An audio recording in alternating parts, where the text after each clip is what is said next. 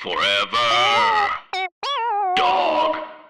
Jason Reitman.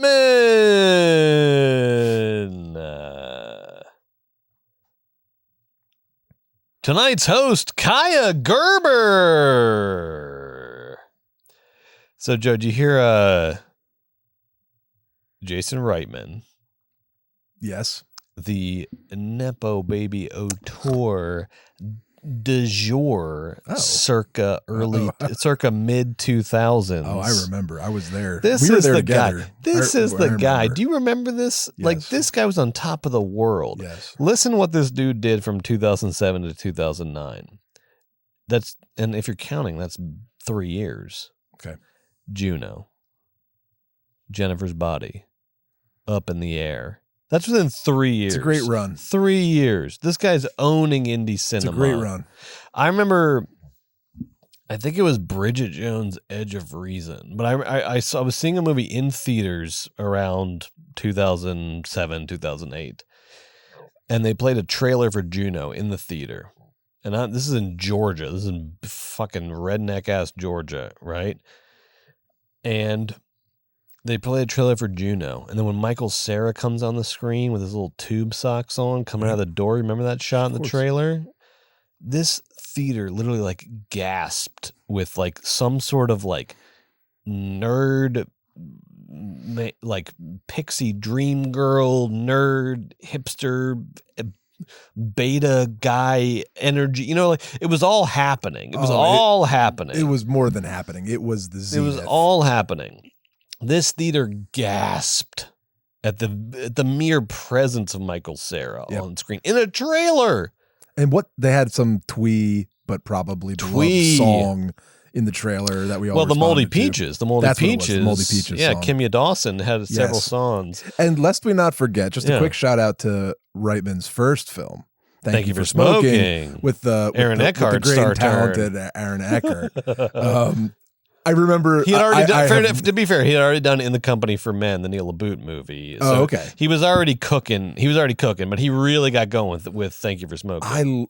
I have no idea what it's like now, but when that movie first came out, I saw it. I loved it, and I was so excited for Juno, and I fucking loved Jennifer's Body from the jump. Yeah, finally everybody caught on. Thank you. And then Up in the Air, I remember liking, but the second half sort of. Who cares? And kind of a weird. I like Vera Farmiga's in that movie. Yeah, she's very good in it. It has one great moment where George Clooney goes to Vera Farmiga's apartment and then realizes that she's just fully married with a family, and he's and he's like, oh my god, nothing to her. Oh, I forgot. That scene's really good. Me and Alex talked. That was like a punchline for years because it was like that's the a great hardest, scene. saddest thing we had seen. That's ever. a really great scene. It was good. Yeah. So, but why do you bring up young Jason Reitman? So because Jason Reitman, after this like boom, boom, boom, and like you said, I think Jennifer's Body has probably aged the best. Oh yeah, man. No, that is a. And this is something we're going to talk about tonight a lot is initial impressions versus how movies age over time, because that's sort of like the fucking definition of M. Night Shyamalan's entire career is no one knows what to make of these movies at first, and then over time you can sort of acclimate to what they are and what they mean. So we're going to talk about this theme a lot with M. Night Shyamalan tonight, but Jason Reitman, I think,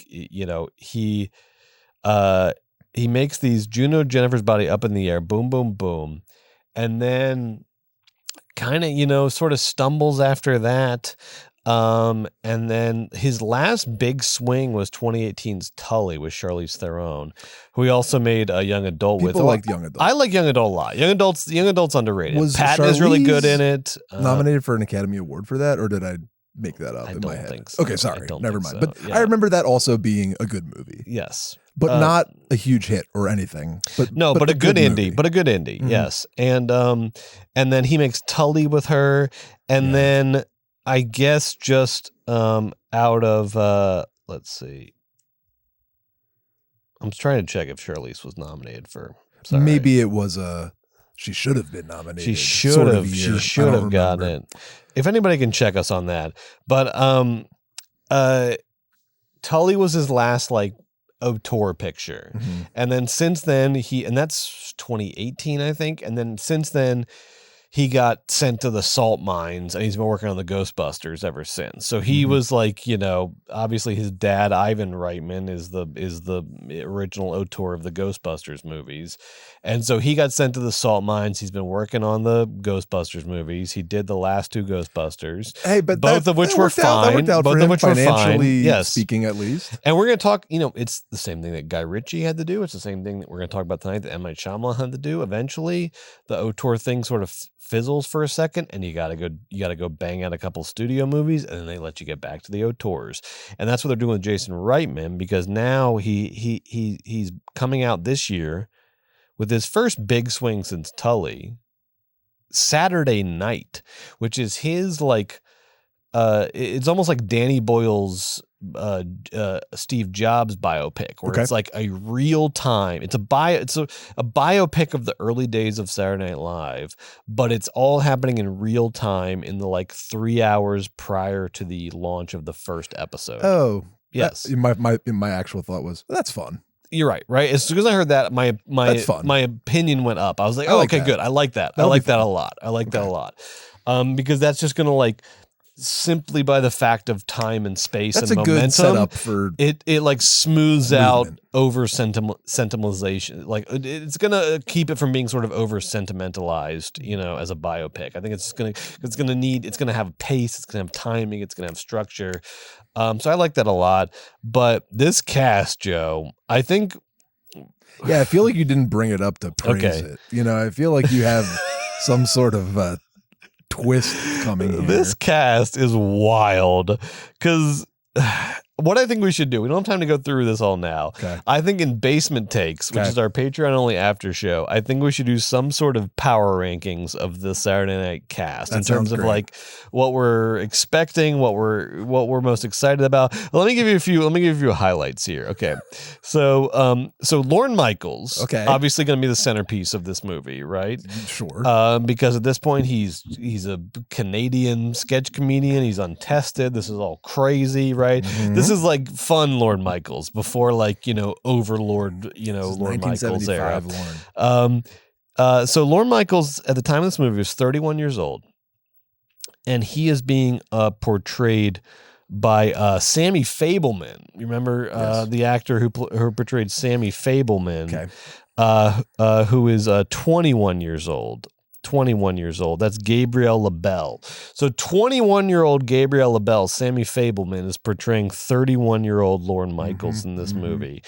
We also have the very handsome Dylan O'Brien, heartthrob actor from the Maze Runner franchise, and Teen Wolf, who he's been eager to do comedy for a while. He showed up as a cameo, like a sort of playing himself thing in the other two, I think. A Zac Efron or a John Hamm. No, he's get me in those comedies, please. He is in the Zac Efron, John Hamm sort of thing, where he is a very handsome guy, but is desperate to be one of the comedy kids.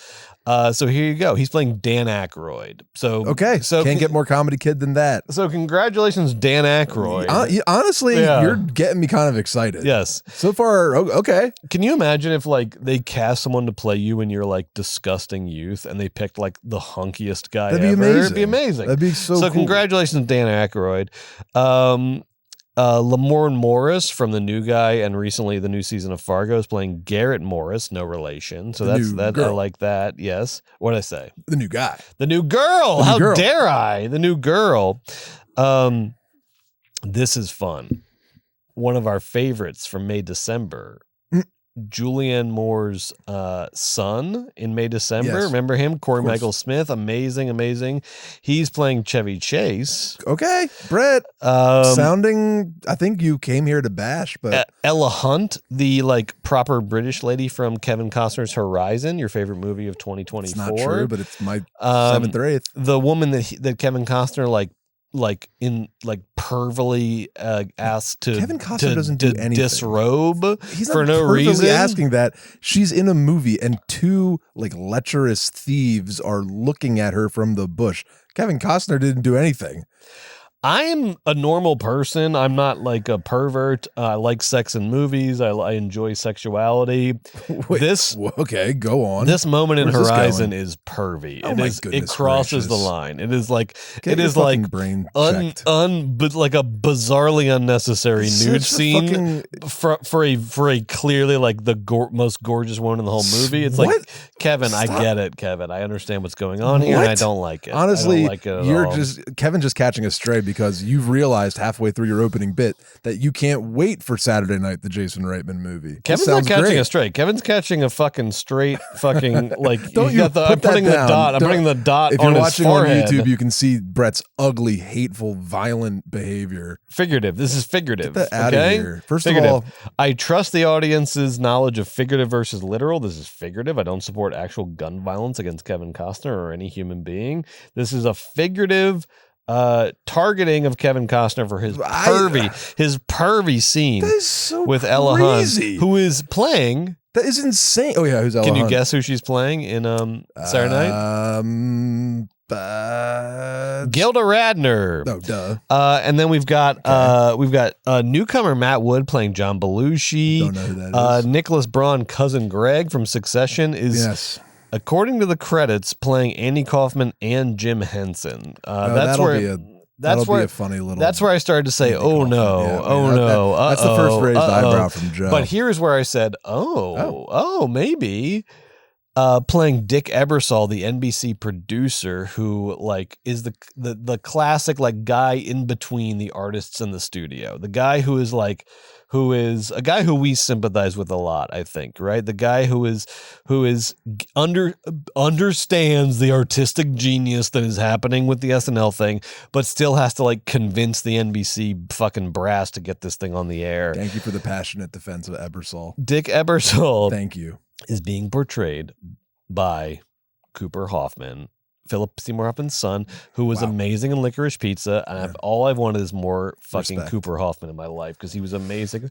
This sounds Licorice Pizza. Honestly, you come to me, you say Jason Reitman's doing an SNL movie. I go, Let me give you a but couple then more. you tell me all that, and I say, Couple more. Okay. Matthew Reese is playing George Carlin. That sounds crazy. Okay. J.K. Simmons is playing Big Dick Milton Berle. That sounds amazing. That's good. Everyone's favorite omnipresent nepo baby Kaya Gerber is in this as Jacqueline Carlin, who was Chevy Chase's wife at the time. Okay. And because it's like, you know, Kaya Gerber it's not an plays Chevy Chase's an wife. indie movie circa 2024 if fucking nepo baby Kaya Gerber ain't in Leave it. Kaya alone. I will not leave Kaya alone Kaya because alone. she's a talentless hack who just gets by on her looks. I'm What? sorry. Prove me wrong. I mean, No, like, look, she's look, fucking, like, Sometimes, like, it's not like, you know, she sucks. She's not in trouble because they gave her work. You know, she's just going I'm not to work. trying to take work away. She's just going to work, doing her thing. But we're film critics. I mean, like, this is what we do. I don't know. Like What film is Kaya Gerber in? Saturday Night. Bottoms She's in Bottoms. and then tons of other shit. Yeah, she is in a lot of Yes, movies, she's isn't the obligatory nepo baby hire. I suppose so. I don't know. I'm kind of like, I think I've reached It's the part cynical. of hearing the word Nepo baby where I just immediately, I throw up a hand and go, I don't know.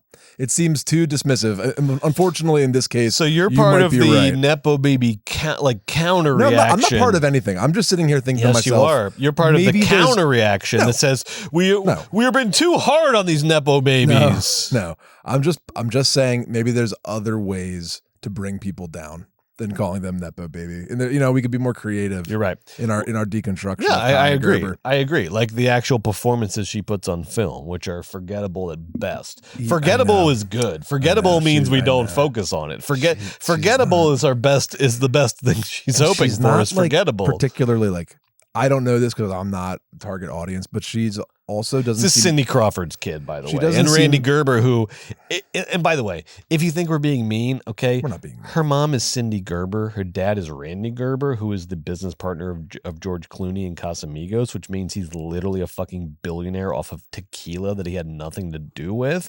So do not fucking weep for Kaya Gerber, okay? No We one's can just weeping. focus on the performances, and the performances are trash, okay? I'm sorry.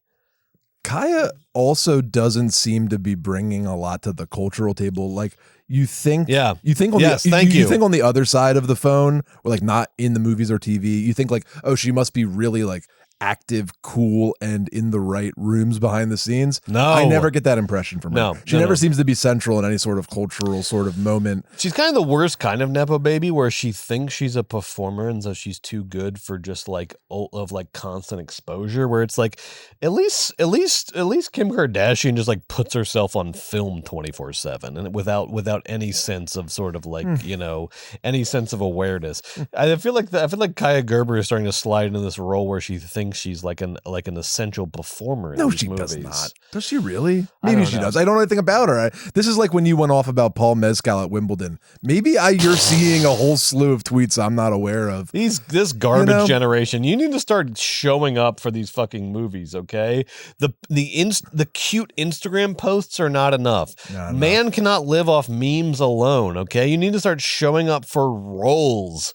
You need to put yourself on film in meaningful ways, okay?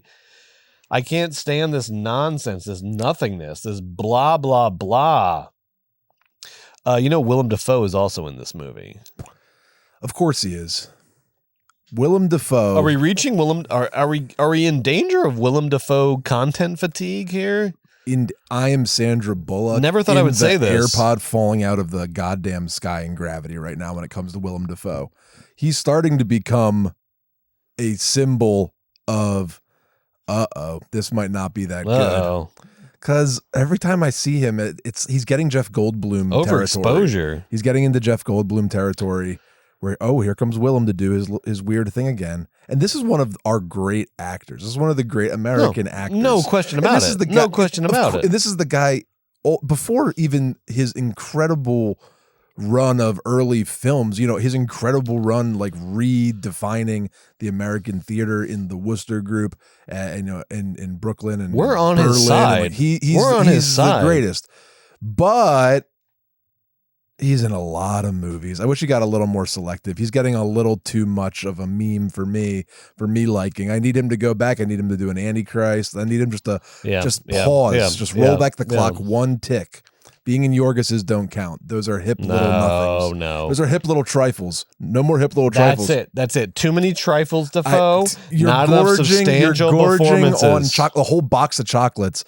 It's like when I bring, every time I go home for Christmas, Brett, I get a box of C's at the airport to bring home to my mother. Good for you. And guess what? Everybody fucking loves them all Christmas long. But you know what? They're gone before you know it. And I say, who ate all the little trifles? Pointing a finger at you, Willem.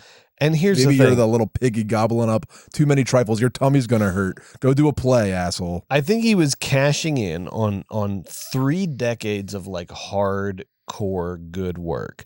And he's decided to like cash in on it. Fine. And that's fine. Fine. But this is it. This is the limit, okay? You've cashed in. Now you need to go back and do the work. You're going to become Christopher Walken if you're not careful. Do you know what I mean? Exactly. And you're not Christopher Walken. And I love Christopher Walken, but he scratches a particular itch, an itch that I would never ask Willem Dafoe to scratch because he's scary and good at acting. I don't know. No. Brett, this has been a very eye-opening cold open. Willem Dafoe, you do not want to be Christopher Walken. No, you don't. You do not want to be Christopher Walken because, look, I'm fine with Christopher Walken. I love Christopher Walken. If I took a hard look at his filmography, I could come on here and tell you that guy's a fucking overrated joke. I do not want to say the same thing about Willem Dafoe. I do not want to say the same thing about Willem Dafoe because that's a real fucking performer there. See, but not Dafoe. Who'd you just say? Christopher Walken. Thank you. Walken has what Kaya Gerber doesn't have. The whole charismatic life off the screen. Yes. Yeah. Kaya needs to implement some of that into her oeuvre, and not just like modeling pictures, and not just like she needs to have an exciting life outside of this big screen because she's not going to have it in the big screen. I'll give you that. That's fine. Right. But anyway, I'm worried about you, Willem. You know what? Maybe this isn't really a body slam of Willem. It's more of we're worried about you. It's the beginning of an intervention. It's the beginning of a conversation. I feel like we're going to see Willem Dafoe popping up in fucking Thunderbolts. You know what I mean? Yes. He's going to play like, he's going to go do a Marvel next. He's going to make a cameo in this bad thing that he's in the Saturday Night movie, which might be a return to form for mediocre. This is the Jason pre-intervention. This is us telling you you're not past hope, but you're starting. No, you're not past hope at all. You're showing some really, red flags. Like, we're getting some red flags. It's like he has to be more. And we disciplined. love you. We root for you. We're more loyal to you than your reps are to you. Your reps easily. are the ones pimping you out to every fucking That's faux indie fucking auteur who's ever lived. Right. We're telling you you're better than that, baby. And maybe look, get your money, get paid.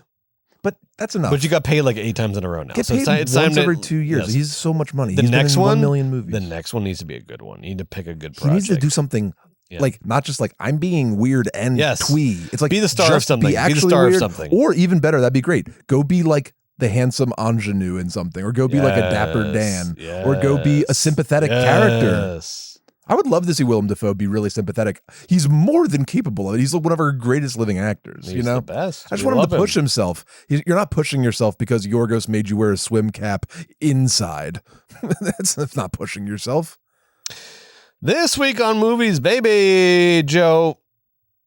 I cannot wait for this episode. Let's get going. I've been thinking about this all week. We've been like every fucking day been preparing for this. This has been like I feel like the way people feel for the Olympics, where like I've been like at training Thursday at 6 p.m. I'm gonna have to run the 100-meter dash for one shot at glory. You know what I mean? Oh, yeah. And I'm gonna be preparing fucking all day and fucking night, no sleep, blah blah blah, for one shot at glory. Well, here it comes. Here's our one shot at glory, because we're gonna be talking about one of your favorite directors, one of my favorite directors, a guy who I don't think gets enough credit in the pantheon of American filmmakers. Maybe we'll fix that tonight. Maybe this will be the big sort of cultural shift moment right here on Movies, baby. Joe, we're going to be talking about M. Night Shyamalan all night because we are reviewing his new movie, Trap. Yeah. And we're picking our top 5. We're going to go through his whole filmography. Yeah, we have to. And we're going to pick our top 5 Shyamalans of all time, which is going to get real tense and real tough. Because you might be saying, top 5? Oh, I can't even think of a top 2. Yeah, well, that person should log off. I can't even think of a top 3. What? Bitch, I have a top 12 that I am trying to hone into a top 5. Exactly. Because I understand Shyamalan. Joe understands Shyamalan. Yeah. We both understand the value that this man brings to contemporary American filmmaking. He is the last of his kind and the future of Hollywood at the same time. We're going to be getting into the filmography, the meaning, the value of M. Night Shyamalan tonight. This is an all Shyamalan episode. Plus, we'll hit a couple box office and news items as well. But really, this episode is about the man, the myth, the legend, M. Night Shyamalan. Joe, are you ready? Born ready. Margo, roll that theme song. I told you this is why we do it live every episode. At the beginning, you were like, no, pre-record it. This is why we do it live, because it gets the energy up. I can't get enough movies, baby. I can't get enough movies, baby. But how about you? Do you have it bad too? Where my Shyamalan heads at? Whenever one ends, it's like the death of a friend. I get to wishing that there were 2 more reels. And then a voice cries out, move, baby, you're in my seat, and you don't want to mess with who the Philly movie freak.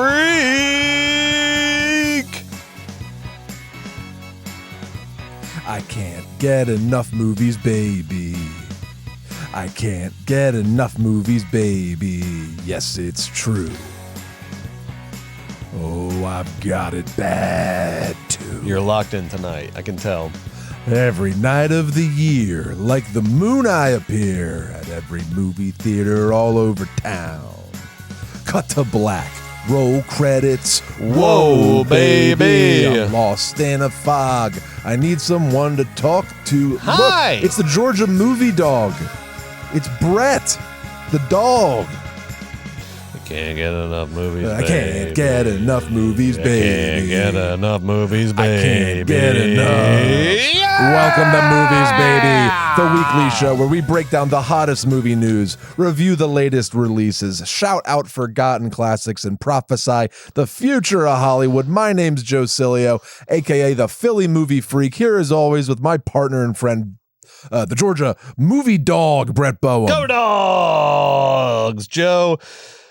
M. Night Shyamalan's filmography and legacy awaits us. But yeah, let's get and we're gonna dig deep into that. But first, we gotta take a look at the money this week. Margot, show me the box office. Holy shit! Boom. Oh, hold on a second. Wow. Wait. What? Hold up. What the fuck? That's a 96 on week 2? Oh my God. Okay. Oh my God. So here's what $96 happened. million Here's what on happened. week 2 for Deadpool and Wolverine. If you round up, that's 97. That's so, all right. so much. So Deadpool and Wolverine made 97 million in its second weekend. Now that qualifies for the 8th biggest second weekend ever in the history of movies, It's inflation insane. included. How did they added 20 screens? Yeah. What were the 20 screens that Like didn't 20 have screens it that didn't have it on. They were like, Yeah. whatever, get whatever off of it. We have to put on more Deadpool and Wolverine screenings. It's insane. Yeah, no, there was a theater in Trent, New Jersey that was like, you know what, we can probably bump Harold and the Purple Crayon off a screen. Good idea. Because though Deadpool and Wolverine came out domestically with a $96 million weekend, we had some new films come out, Brett, that didn't really do as well. You just mentioned Harold and the Purple Crown. That movie with everyone's favorite voice. Yes, everyone's favorite RFK Jr. Fundraising cruise Everyone's guest. favorite anti-vax, buffed up weirdo, Zach Levy, stars in Harold and the Purple Crown. Which we both have children. Yeah. My son enjoys reading Harold and the Purple Crown despite his young age. Yeah. And I didn't even fucking think about taking my son to see this movie. Who gives a crap about this? Harold and the Purple Crown domestically brought in a wildly underwhelming and absolutely miserable, worse than Horizon, $6 million on 3,300 screens, which is 75% of this theaters available. That is embarrassing for Levy. I don't think they're going to be making Shazam 3 now. No, I mean, can we just presumably that went into production while he still had some Shazam sort of Riz juice going on. I think this is the end of the Zachary Levy thing because now the thing is as we'll talk about with The Rock in a couple minutes, you can totally surf on right-wing politics in Hollywood as long as you're making money. Right. Literally, I love this thing about how conservatives can't make it in Hollywood. Sure they can. Where do you think fucking Ronald Reagan came from? Conservatives can fucking rock and roll. Conservatives can fucking destroy in Hollywood as long as they're making money in their movies. The problem is when they stop making money, then they also then it's the double whammy of and they're conservatives. So that's I think we're done with this person. So hopefully we're done with the Zachary Levy farce. I'm sure we'll see him again. Really? I think he has probably great numbers in certain parts of the country. I don't think he's so. Handsome. I bet they can write this off. Well, we'll see him. You know again. where we're gonna see him again. No. Is in this alternative Christian cinema thing that's he'd going kill. crazy. Yes, that's where he's going to go now. He'd murder. That's where he goes now. He goes to the farm system. Because as we've talked about, and look, there's more of these movies coming out. I literally cannot just stomach them to talk about them. But there is, as we've said before, this truly tangible, trackable rise of this alternative evangelical family cinema, which just means sort of anti-trans, anti-gay, blah, blah, blah. And that's where, that's the cinema of Kevin Sorbo and Scott Baio and, Kirk Cameron. So that's where Zachary Levi, and honestly, he can be the fucking, he would be the fucking Tom Cruise of that fucking universe. Oh my gosh. He should totally. Well, that's where he's going to go now. But Brett, that wasn't the only new movie this week. There was another new movie from the great and powerful M. Night Shyamalan, who is the subject of tonight's episode, Trap. So before we get into all the stuff around M. Night's career and filmography and our review of Trap, let's look at just the financials. slightly underperformed at basically 15-16 million opening weekend. With worldwide, it was at 20 million. The projections were that domestically this would be somewhere in the 20 to 25 range. So it did not meet those expectations, but it also wasn't like a total collapse. It was sort of like a M. Night just sort of lives to fight another day kind of numbers. He's gonna it's gonna around break even, but we're about to celebrate M. Night's amazing career, but I don't want to kind of undersell how much of a slight disappointment this must have been for him. Because of a great trailer. Because of a great trailer, but also because his four previous self-financed films all did very well at the box office. Diminishing returns over time. Split did incredible. Knock at the Cabin Door ended up with around $60 million for its run. So basically all those movies were in the green, some of them very in the green, which we'll talk about with the Visit and Split and Glass. You know what I mean? Yeah. You know, they're all in the green. And now Trap, I mean, some projections even had that movie up to $30-40 million of a budget. We never really 100% I think know, that was just the hysteria because we were on a good run of the last 3 or 4 weeks of the box office. But I think like the reasonable expectation was like 20 million, and it slightly underperformed that. I guess what I'm saying is I'm surprised. Yeah. Well, because, but Knock at the Cabin Door though. This one for opening weekend, this one falls in between Knock at the Cabin Door and Old. So Knock at the Cabin Door did 14 million opening weekend. COVID. Yeah. And the whole thing about Old is it's his COVID movie. That's such a good idea though. Old Beach. Old Beach is amazing. It's a classic opening I love weekend Old movie. Beach. We'll talk about Old later. And it did actually very well, despite it coming out during COVID or being one of those early COVID movies back.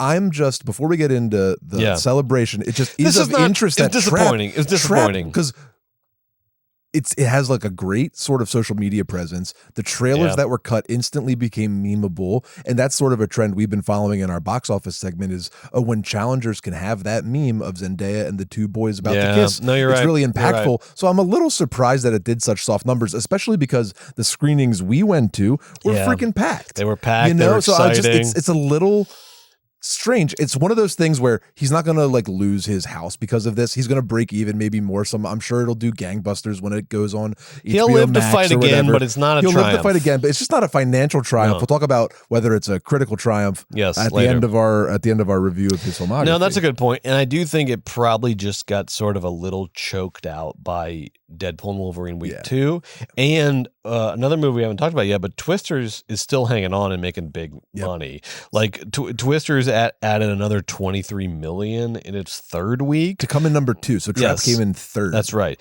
So Twisters is closing in on 300 million worldwide. Currently, it's the 9th biggest movie of the year worldwide. So I think ultimately, Trap sort of like falls right in between his previous 2 releases, and so it's sort of right in line with what he's been doing. But I think I was hoping for it to do better because of like what I thought was a really good marketing campaign. I thought it was great. It just got. And also, I think it got choked by these big. I think it got choked out by Deadpool and Wolverine and Twisters. Right, and Josh Hartnett, who is culturally beloved, I hope this isn't the last we get to see of him making a meal out of He's a back. part, He's right? back. I hope he's back. back.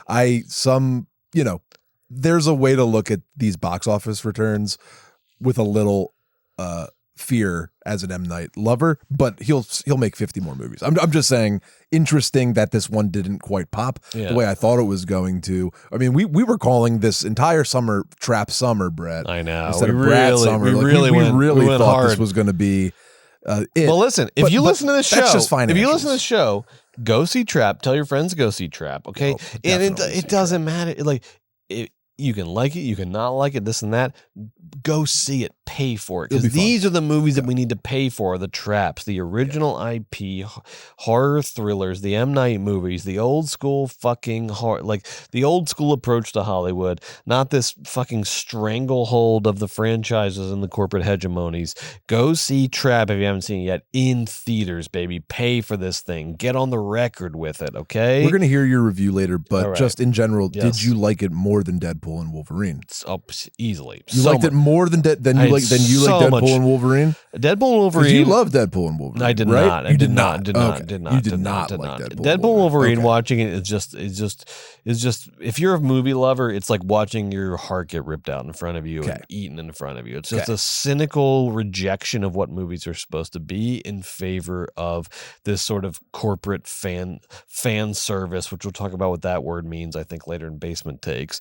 Whereas Trap is literally a guy, like we said last week, sitting down and saying, what would be a good movie? I'm going to really try to make a good movie. And even if you don't like M. Night's movie, this is a guy trying to make good movies for audiences, not someone trying to exploit an audience who is addicted to a fucking comic book culture franchise fucking moment, okay? This is a guy who's trying to make good movies for audiences, and we need to respect that. Thank you. Now, going along with the box office, before we get into our big M. Night breakdown, we've got some news here because some studios right now are living pretty and some are in some dire straits.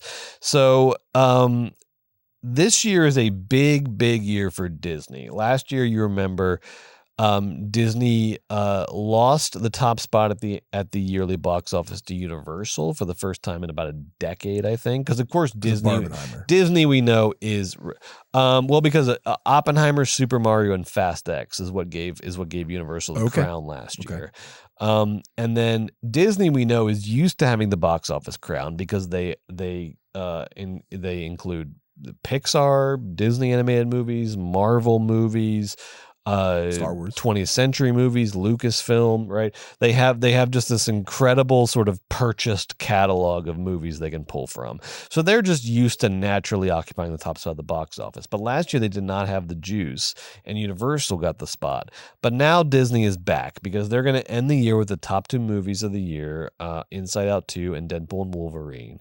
The only two remaining competitors are Moana 2, which is also a Disney movie, and Joker 2, which I don't think is gonna sort of, it's not gonna outdo Deadpool Wolverine. I can see it cracking the top 5 for the year, but getting into the top 2 is going to be a hard climb.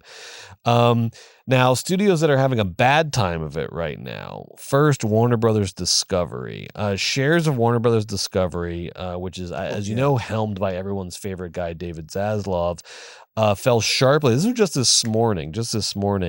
Warner Brothers Discovery shares are at an all-time low right now, an all-time low. And part of that is because of something that has nothing to do with movies, which is Warner Brothers Discovery includes the Turner imprints, and TNT just lost the NBA rights, right? So that's part of Warner Brothers Discovery.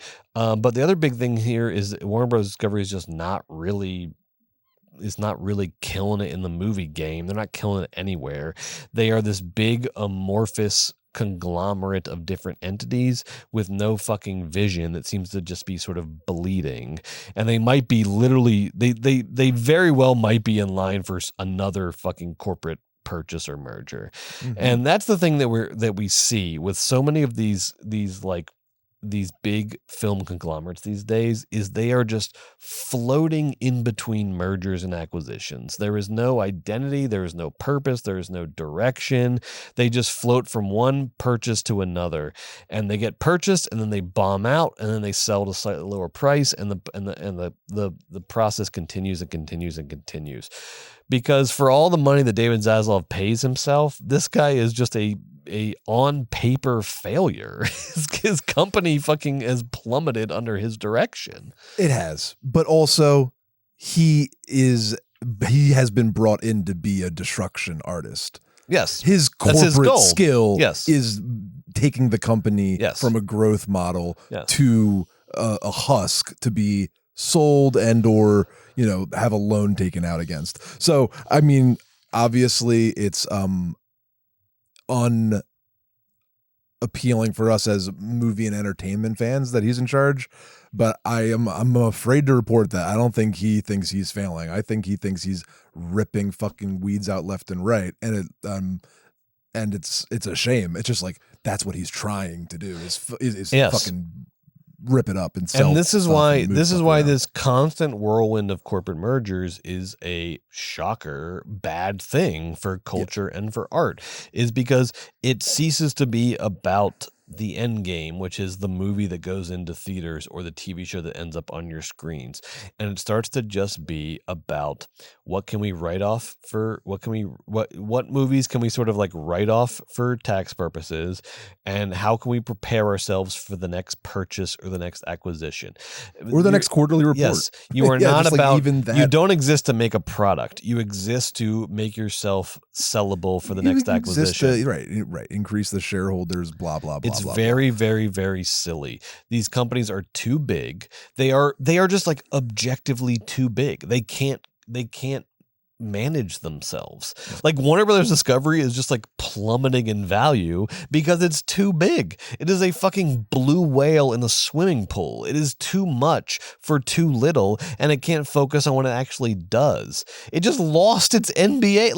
Like that's easy money for like the fact that TNT That seems to be lost a NBA legitimate rights mistake is by Zaslav. fucking madness. Zaslav that's went back and money. begged That's them money to go in back the on the bank. deal. Yeah, that was a bad one.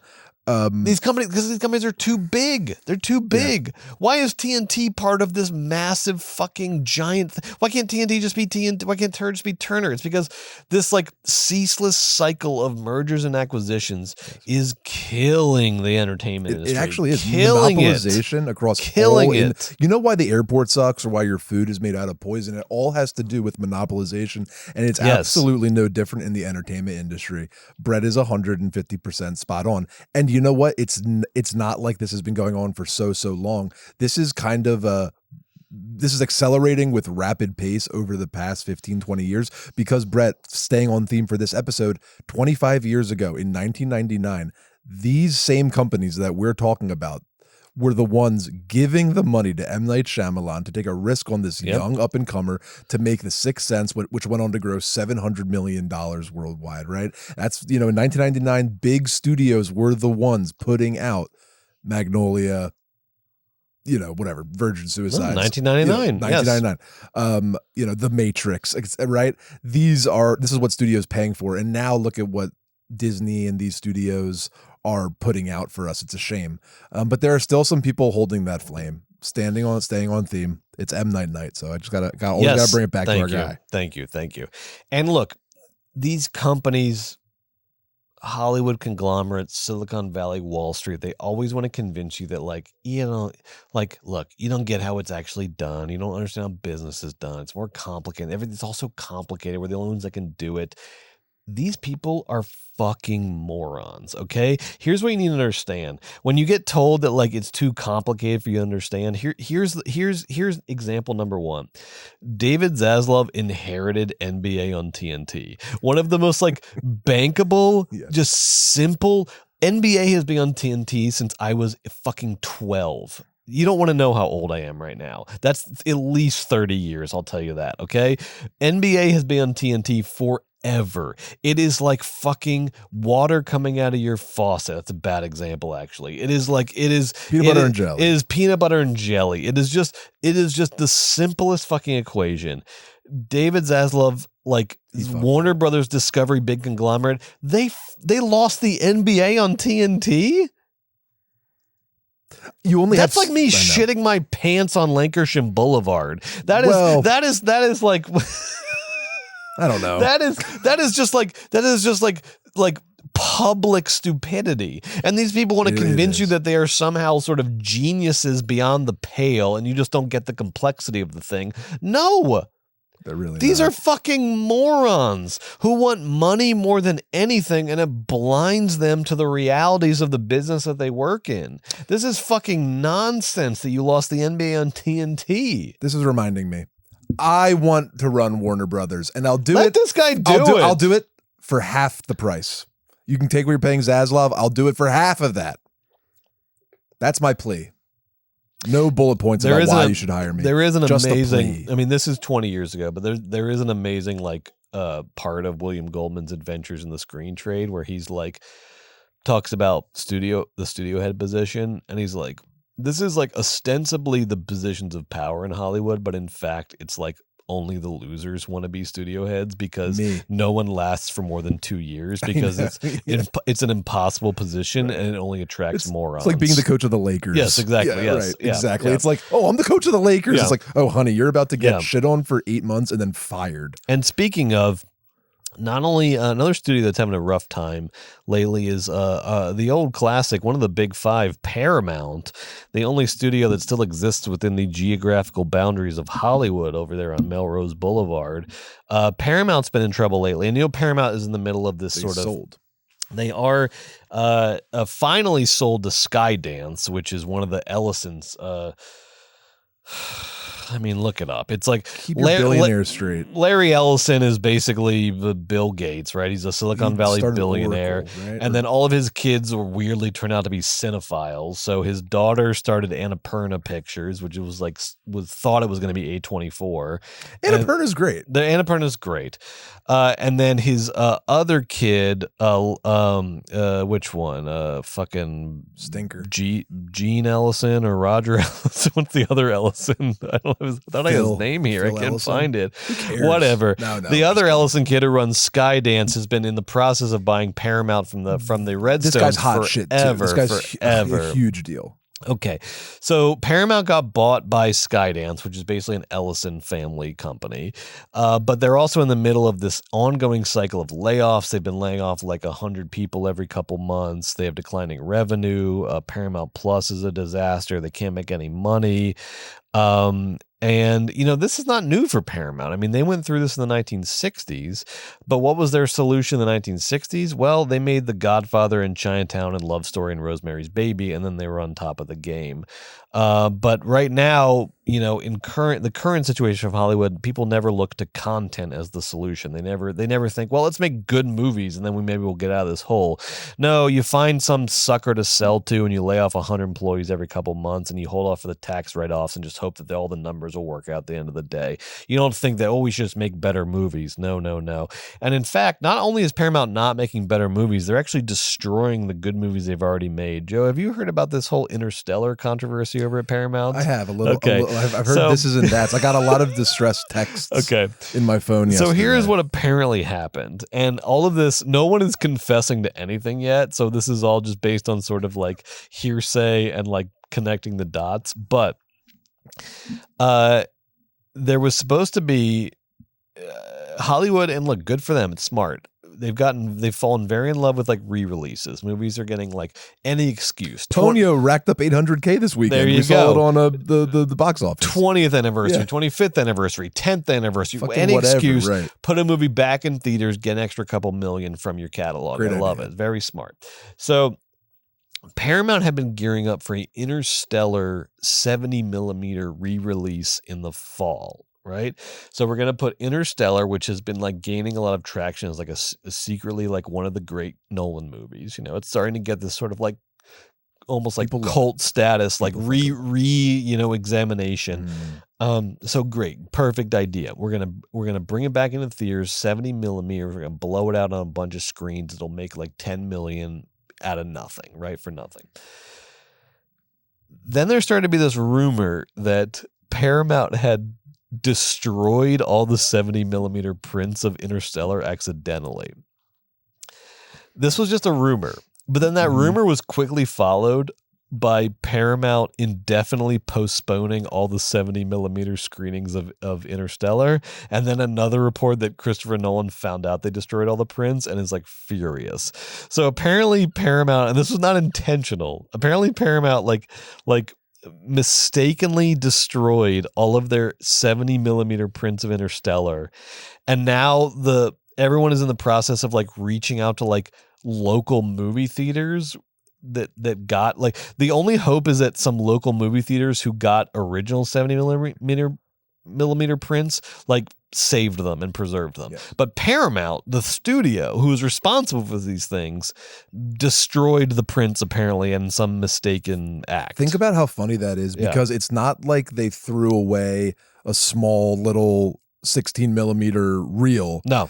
The 70 millimeter cut of Interstellar, I'm guessing right now, I know that the IMAX cut of Interstellar was so big that every single IMAX theater in the country had to get redesigned to have the plate be big enough to put Interstellar on. That's how long this movie is. So I have to imagine there's 6 to 10 fucking reels of 70 millimeter film for Interstellar. That must take up 8 to 10 to 12 feet of space. And they're probably in like big, heavy locked, cans that say Interstellar across from them. You can't throw them away. They're incredibly expensive to make. They're a huge piece of the distribution part for this part of the company in a couple months. What do you think actually happened? Here's what I think happened based on a previous example, because I read every article possible about this, trying to get to the bottom of, did this happen and why did it happen? And it definitely happened. But they haven't they're all clearly behind the scenes scrambling right now, which is why they haven't come out with an explanation or a statement, because they're all trying to figure out a solution right now. But why I think this definitely happened is because this is not the first time this has happened.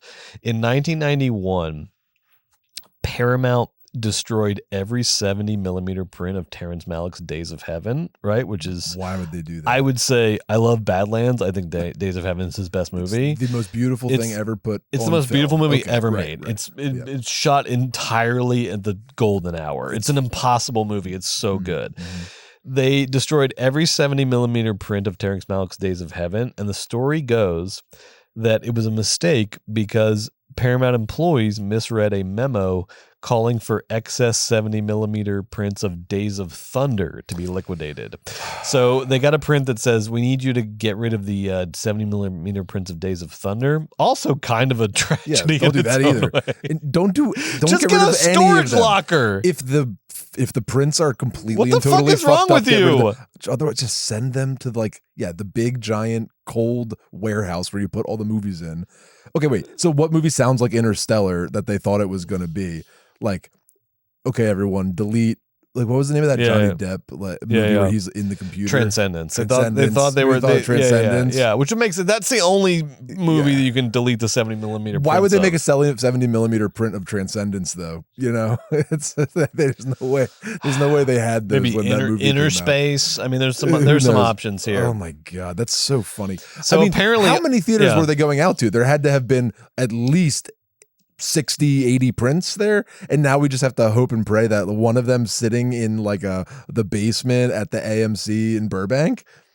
Now, they didn't destroy the negatives. I guess they could go make more 70 millimeter prints of Interstellar, but the whole financial calculus is now busted because they're okay, it's going to cost all this money to print these 70 millimeter prints, distribute them. Now we got to redo it. Now it's not even fucking worth it anymore. Although I'll pay double to go see Interstellar on 70 millimeter, not because I'm a fanboy, but because I actually didn't love it when I first saw it in the movie theater. And I'm so ready to revisit that movie because, as you folks know, I do love me a good Nolan. So I would love for Interstellar to be great, but I won't be seeing it this year on 70 millimeter, Brett. That's okay.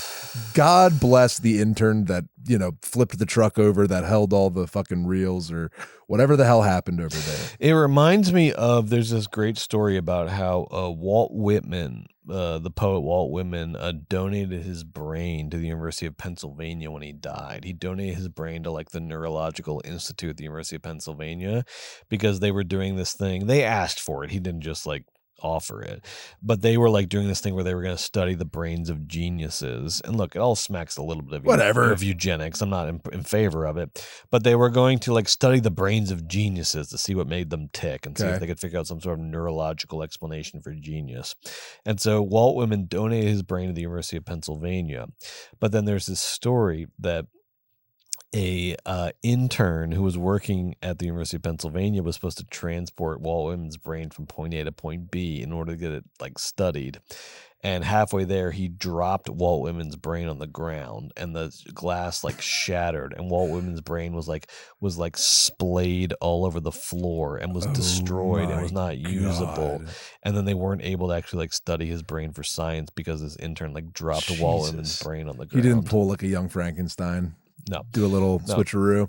No, he dropped Walt Whitman's brain on the ground and was destroyed and never usable. And honestly, I say great, because what are we doing? Good. What is this fucking bullshit about? Good. Let's find out what makes geniuses tick so that we can fucking sell it. Yeah.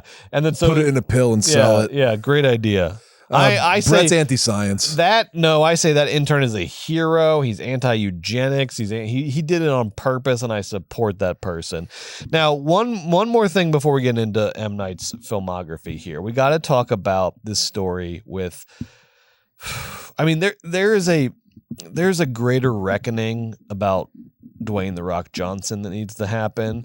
But let's start it here, because there's this story that came out this week, and it did not surprise me at all, about how Dwayne "The Rock" Johnson is now in a sort of legal dispute with the United States military over this promotional marketing package that was agreed upon and was not fulfilled, apparently. So here's what happened. Let me give you the facts.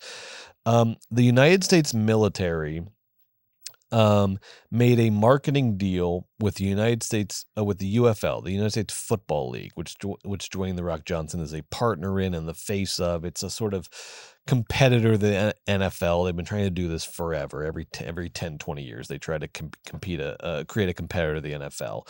And so the United States military was like a marketing partner. They partner with Dwayne "The Rock" Johnson and the UFL, and The Rock had to do like 3 or 4 social media posts, right, about the military, about the United States military, and he was going to get paid $1 million per social media post. The only reason we know about this is because apparently Dwayne "The Rock" Johnson did not fulfill this agreement. He did not do enough social media posts. And so now the United States military is suing him, or is at least sort of like contesting the arrangement, trying to sort of get some of their money back because they did not get what they received.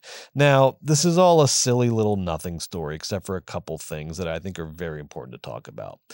Number one, this is one of those stories where we've all accepted the dystopian realities of 21st century America, but this is one of those stories that like really reinforces the like specifics of this dystopian reality, which is that, let's look at how this breaks down. So I see commercials for the military. I get it. I understand like that the United States military has a marketing department, and they have a marketing budget, and they buy ad spots like any product buys ad spots.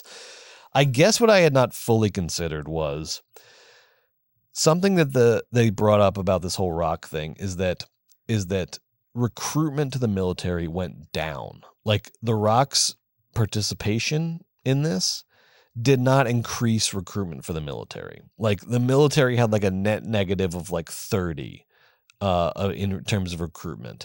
And they were hoping that getting The Rock and the UFL on board was going to get a lot of people signing up to be in the Army and the Marines and the Navy and whatever. And that did not happen.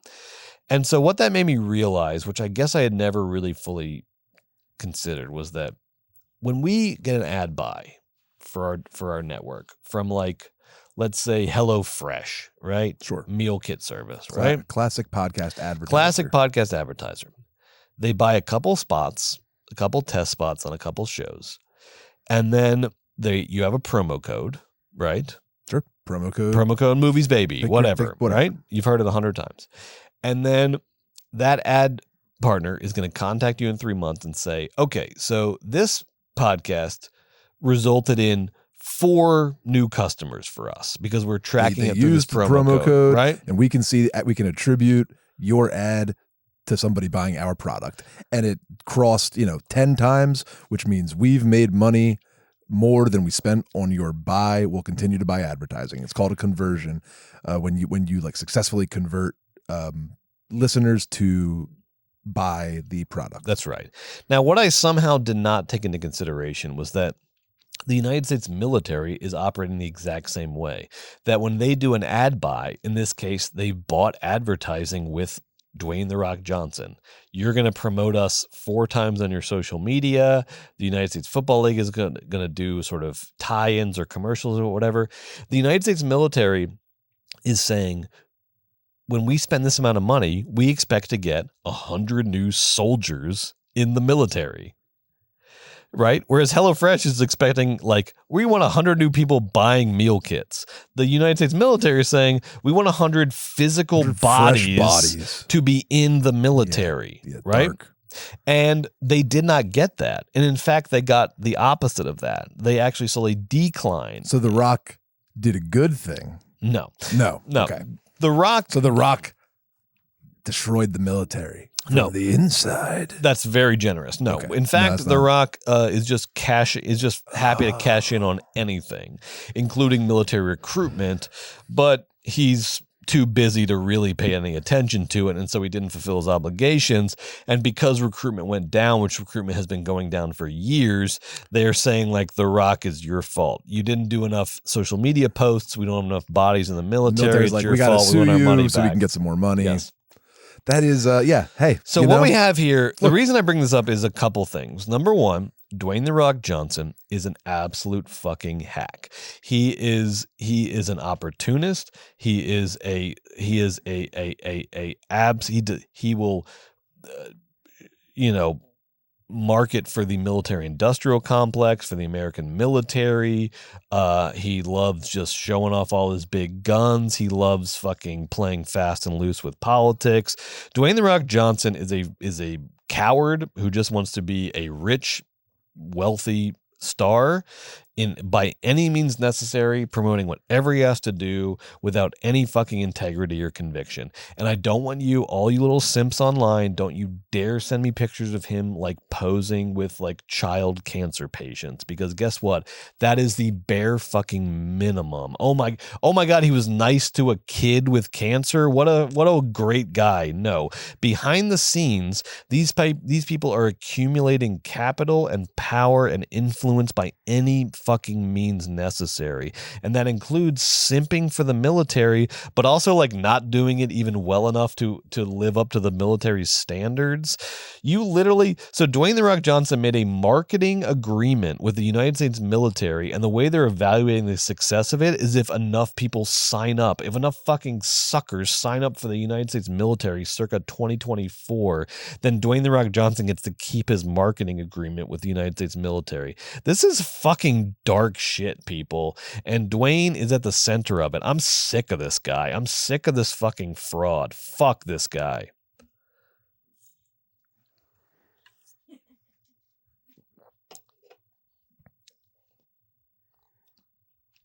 You want to talk about M. Night Shyamalan? Yes. All right, good. All right. We are vibe shift. Dude, vibe. Big vibe shift. Big vibe shift. Also, Google, we didn't even get to the tip of the iceberg. Google Dwayne "The Rock" Johnson, United States military, advertising, lawsuit, whatever. You'll find it. Read up on this. It's fucked up. That guy sucks. All right. M. Night Shyamalan. That's the reason we've come together. It's the reason we've come together tonight. That's right. It's the reason we've assembled. Because this is maybe the most important task ever presented to us, Joe, is to like, and I think a lot of you already agree with us, but I also know there's a lot of you out there who are just like out on M. Night or just think he's like sort of one foot in, 1 foot out. 1 foot in, 1 foot. We want tonight, and this is honesty. This is based on us watching literally every M. Night movie over the last 2 weeks, studying the filmography, putting a lot of thought into this. I want to make an argument for M. Night as one of the essential American auteurs of the last 20, 30 years in cinema. Are you on board with that? You want to make the argument that he's one of the greatest auteurs in cinema of the past 20 and 30 years? I think he is underappreciated. I think he's underrated. I think he is, in many ways, like represents one of the last, is in many ways one of the last great filmmakers out there. I think he has so much going for him. There's so much that's interesting about him, so much that's pure about him, so much that needs to be applauded. And like, I'm big on M. Night right now. You should be. We all should be. Because M. Night has had an interesting ride. Do you want to go into the ride? Yes. Start with the ride, Yes. and then we'll get to our All right. movies. Let's do and this. why Let's we do this. love him I'm and going to all give that. you before, because I also don't want to like overly bias this. So let's just go let's just look at the facts first. Let's just go through the filmography, talk about the progress of the career, and then we're going to get into movie by movie what our favorites are, what we think the top 5 are. M. Night Shyamalan, the director of 15 feature films since 1998. The cumulative gross of his movies just hit with Trap, just hit 3.5 billion globally. This guy is responsible for 3.5 billion in global box office over these 15 movies. This is a massive, massive fucking filmmaker. And that's not just because of the Sixth Sense. No. Like you think, oh, it must be half Sixth Sense. Nope. No, it's not. It's 20%. Massive filmmaker. This guy has worked with Disney, Paramount, Sony, Universal, and Warner Brothers. If you're keeping track, those are the 5 majors. He has also worked with multiple imprints and indies, Miramax, Touchstone, Blumhouse, etc. I did not have time to fact check this, but I am begging anyone to follow up with me on this. Is there another director, another working American director who has worked with all 5 major studios? I really doubt that there is. This guy has worked with everybody. He's been around. And the reason he's been around is because he refuses to compromise his integrity. He refuses to compromise his vision. But he is also a fucking player. He's also someone who considers the financial aspects of movies, the audience, etc. He is the perfect middle ground in what is required to be a filmmaker, where he understands the financials and the demographics, but he also wants to make the movie that he wants to make at all costs. And in addition to working with these studios, he has also created his own production company, Blinding Edge, which allows him to just live and work out of Philadelphia. This guy doesn't even live in fucking Hollywood. This guy makes all of his movies outside of the industry, outside of Hollywood, in suburban Philadelphia. He's headquartered in Berwyn, PA. He's a fucking mainline motherfucker till he dies. He built his own production company there, and he is living the fucking dream, but also is on the tightrope with every movie because, that's the dream. It's the dream, right? It's the cost of living outside the industry, but the pleasure of living outside the industry is every movie has to fucking work. Because the second this guy has a Heaven's Gate or a Cutthroat Island or a Hudson Hawk, he's fucked. He's out. So every movie is a battle for survival with this guy, and I love that. He knows it. It's the wager that he committed to and that he lives up to. Now, when we talk about the trajectory of M. Night Shyamalan, we have to start from the beginning. And Mario, can we see that M. Night Shyamalan filmography sort of overview? There it is. So now, early 90s, this guy, and I mean, M. Night Shyamalan is the kid from Super 8. He is Dawson from Dawson's Creek. This guy was making Super 8 movies as a kid. He had Spielberg posters on his wall. He had a Jaws poster on his wall. This guy wanted to be a big Hollywood filmmaker from the beginning, but his journey is a much more interesting, nuanced journey through Hollywood filmmaking than just becoming the next Spielberg. And it starts with, pre-Sixth Sense. He made a movie called Wide Awake that was like a family comedy. At this time, he also wrote the script for Stuart Little, which was a big hit. He ghost wrote She's All That. So he was like pre-Sixth Sense. He is trying to find his place in the studios, but he's not like he wasn't like horror or nothing guy. I mean, he was trying to find his place. He was trying to find where he fit in.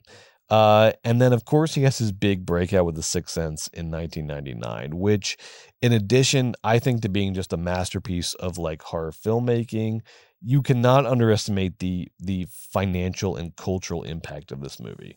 This movie came out in 1999, which, as we've discussed in our Weekend at Bergman series, is arguably the best movie year ever. There are the multitude of great movies that came out in 1999 is overwhelming. And The Sixth Sense was the most financially successful movie of the year besides Star Wars Episode 1, The Phantom Menace. Think about all those movies that came out in 1999, all those fucking classics, from The Matrix to American Beauty to like there are so many just Massive big movies. fucking swings. And then M. Night's little personal, original IP horror movie is the biggest movie of the biggest movie year besides Star Wars Episode 1, which you almost can't even count. Yeah, because it's like, well, that's the most highly anticipated movie of all time. Right. So there's no and it's amazing, Brett. The movie got nominated for Best Picture. Yep, thank you. He was nominated for Best Director. Yep. And on a $40 million budget, The Sixth Sense left with $673 million of box office. I mean, so out of the gate, you cannot have a better. I know this isn't his first feature, but you can't have a better coming out party in Hollywood with the blend of creative and financial success as The Sixth Sense. So this put him in not kind of the conversation. This is when, they started calling him the next Spielberg. Yep. Which was the goal all along. I mean, he always wanted to be the next Spielberg. And it was, to put it another way, The Sixth Sense was the most profitable horror movie of all time until 2017 with that first It remake.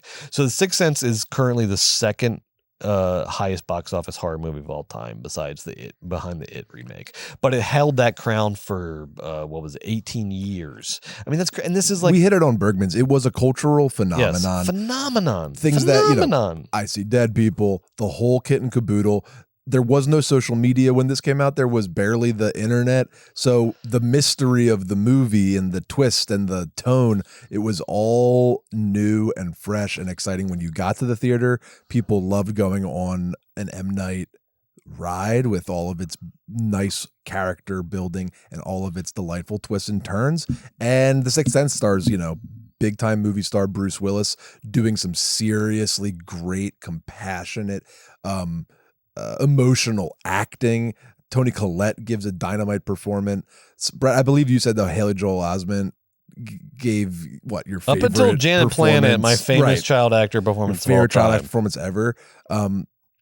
Tonally specific and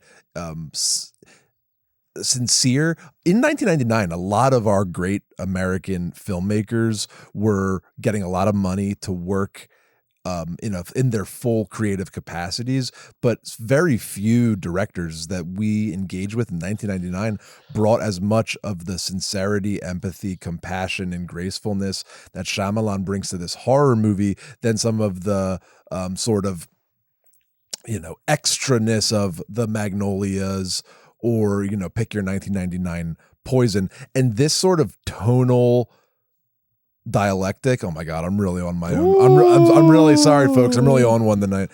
But this sort of tonal conversation between horror and earnest sentimentality is the needle that M. Night will thread for the remainder of his career. Yep. And it will cause a lot of question marks in people. It'll cause a lot of confusion because nobody really oscillates tonally between horror, comedy, and family romance, like a love, compassion sort of element like M. Night does. And Sixth Sense is maybe, I don't know what the right way to say it is, Brett, but like the purest distillation of those Shyamalan elements. Yeah.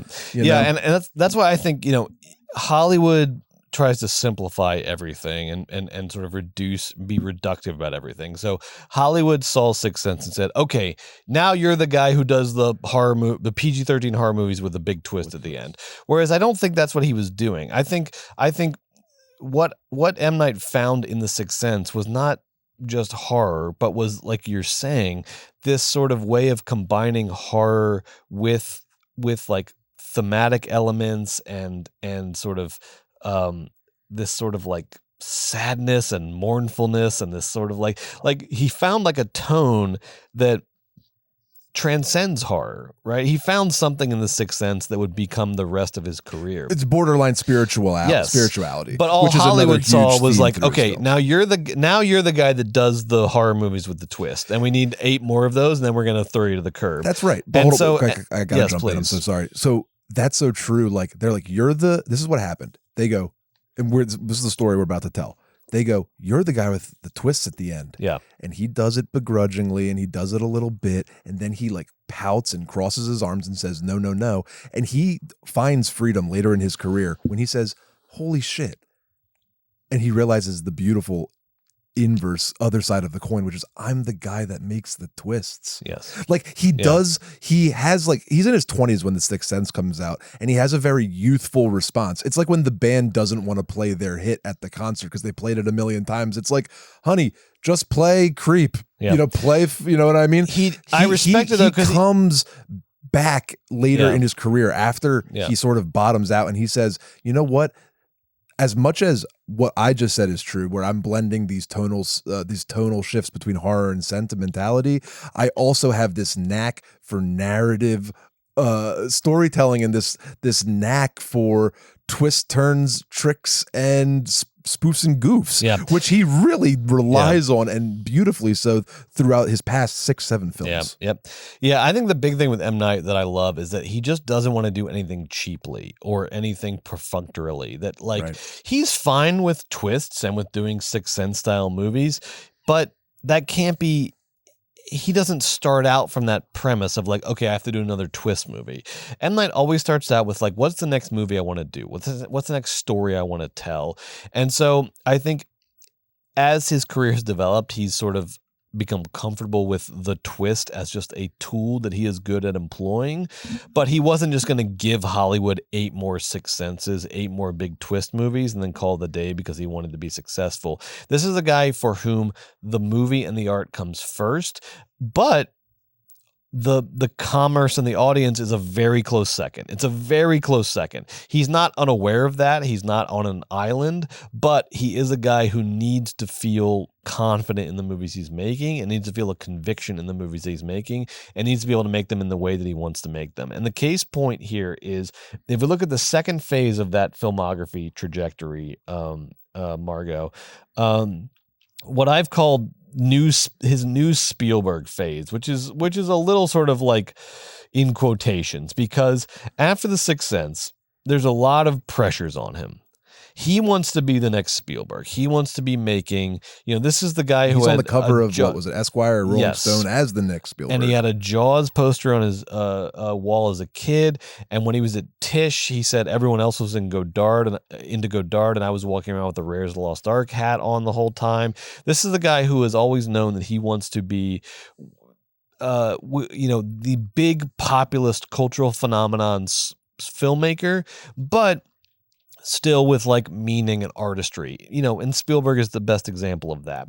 And so his version of being the new Spielberg is very, very interesting because it simultaneously sort of replicates the formula of Sixth Sense and tries to kind of like go beyond it. So the next phase is Unbreakable in 2000, Signs in 2002, and The Village in 2004. And again, we're going to review these movies a little later. I just want to give the facts now. Okay. All of these movies were very financially successful. They were not, they were not as successful as The Sixth Sense, but that was like a unicorn. He got into a mode with like these 3 where the movies all cost, almost by the book, they all cost around 70, 80 million, and they all made like 200, 300, 400 million dollars. So he got into a nice little groove here with some successful movies, but oh my God, we're going to talk about these later. What like sort of variety and weirdness between Unbreakable, Signs, and The Village. Just an incredible run of 3 truly sort of unique, bizarre, interesting movies that smartly, like, they play off of his Sixth Sense reputation enough. They are signature Shyamalan movies, but they are not, starting with Unbreakable, they are not like, he's not afraid to be sort of like slow and patient and atmospheric and a little weird and a little singular. Like he is not just trying to sort of imitate The Sixth Sense. He is trying to build off of The Sixth Sense. In Unbreakable, Shyamalan is almost running away from The Sixth Sense. Yeah. The reason in his filmmaking, all of a sudden, first of all, the Unbreakable has the least amount of cuts in any of Shyamalan's filmmaking. He wants this thing shot wide. He wants long takes. He wants it to be atmospheric. He's trying to be Antonioni doing a superhero movie. There's only 400 cuts in Unbreakable. There can be 400 cuts in a action scene. Trap has the most cuts. I think there's a bajillion cuts, whatever in Trap. So it is so sparse. It is so pared back. Unbreakable is, and it sort of is the beginning of superhero movies, Brett, which they didn't want to market it as a superhero movie. They wanted to market Unbreakable as like a thriller a la Sixth Sense, which they did, but they weren't, no one was ready for superheroes, and no one was double ready for what Shyamalan was already doing, which was, what if superheroes were gritty, real, and sad? You know what I mean? He was on both those trains way early. The movie, apparently he like cried in his bed when the box office returns came out because it only made $250 million on a $75 million budget, which wasn't up to Sixth Sense expectations. But it's amazing that he is the new Spielberg, and he has that in your 20s impulse to resist and go, look at how cinematic and how wide and slow and patient and brilliant I can be. And unfortunately, though it was a bit of a, I guess snotty is not a good word, but a bit of a fuck you 20-year-old move, it works out. Unbreakable is a good movie. Some people absolutely love Unbreakable. Do you want to talk about? Yeah, let's go, because sorry, do you want to go through the whole timeline? And I'm really quickly, but you're doing great. You're doing great though. Like, so because I can't want to talk about all these movies. No, and we're gonna go through and rate all these in a second. But just the fact. So after that incredible run of Unbreakable, Signs, and The Village, everyone knows we then get into the sort of the so-called, we'll decide if this is actually true or not, but the so-called low point of Shyamalan's career starts with his two big bombs, Lady in the Water and The Happening. And then he has to just become sort of a studio gun for hire, like we saw with, the same thing happened to Guy Ritchie. And then he goes and does The Last Airbender and After Earth. And so these four movies together are like his low point creatively, financially. You also I've called these like the Razzies era of Shyamalan. This is when this guy went from being collectively, thought of as sort of the new Spielberg into the like, just the guy who makes bad movies. The Punchline. Yeah. I mean, all four of these movies were, multiple Razzie nominations, big punchlines, jokes, et cetera, et cetera. We'll go through and sort of evaluate the extent to which that's actually true now with some distance. But this is the point where culturally Shyamalan became the sort of like Shyamalan joke, where he became the like, this guy is lost his touch. He was just, it's been a slow decline since The Sixth Sense, blah, blah, blah, blah, blah. And part of this, though, I think that went unreported at the time was Shyamalan trying to maintain his independence as a filmmaker and maintain the ability to do the movies that he wanted to do and not just slot into become some sort of studio hack. Because with Lady in the Water, he had been working with Disney and Disney subsidiaries all throughout his new Spielberg phase. And then for Lady in the Water, Disney started suggesting like major sort of changes and corrections to the screenplay. And he had no interest in that sort of relationship. And so he cut ties with Disney and then took Lady in the Water over to Warner Brothers. And then with The Happening, he eventually did that with 20th Century Fox. So this is when he starts sort of bouncing around trying to find a new home because he was not interested in any sort of like corporate oversight that was going to compromise his vision. And you could say, well, the movies did terrible, so the studios were right. But I would say that's wrong because of you have to look at M. Night's career as a totality. Directors need to be allowed. I mean, everybody thought like, if you look at Martin Scorsese's career in the like 80s before Goodfellas, it's the exact same thing. He was bouncing around between studios. No one wanted to fund his projects. Everyone thought he was done and over with and cooked before he came up with Goodfellas. This is just what happens with auteurs. They have little like lulls in term. Not everyone can be on the pulse of the culture all the time, but that doesn't mean that you take away their creative independence and then just resign them to just nothing fucking hack projects. And they didn't. To be fair, when you've just made that run, Unbreakable, Signs, The Village, and you get the script for Lady in the Water, it is a tonal shift that might not work well. And the studio was right. It was a $70 million movie that made $73 million and was critically, abhorred. The Happening had one of his famous good marketing strategies, and that one made quite a bit of money, though was a critical disaster. That's the irony of The Happening is everyone remembers the critical panning of it. It made its money back. Made a ton of money. Yeah. Last Airbender and After Earth made a ton of money, yes, Brett. yes, the money thing is totally fine. But the vibe was, the Lady magic in the was Water, lost. they kicked him out because that stunk. And then they kicked him out after Lady in the Water because that movie it was the only movie that didn't really make money. And then The Happening made money, but that got so critically panned that he had to go do somebody else's IP. He was like, maybe I need to go shake it up. Yeah. And he went and did Last Airbender. I guess what I'm saying is, he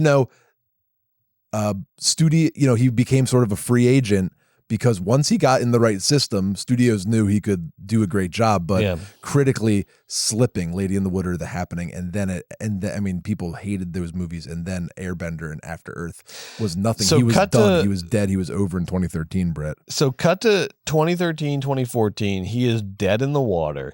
He has had his last two original IP movies were stinkers critically. Then he did 2 studio movies that made money but were critically stinkers. The M. Night brand was as low as it could possibly be in 2013, 2014. And so he makes this guy. This is where this guy becomes one of my favorite directors, at least contemporary directors, is he doesn't just say, okay, fine, now I'm just a studio director. I just hire me to make your movies. At least I had my run. No, he says it's either all in or all out. And he makes a wager. And he decides he writes an original horror script called The Visit.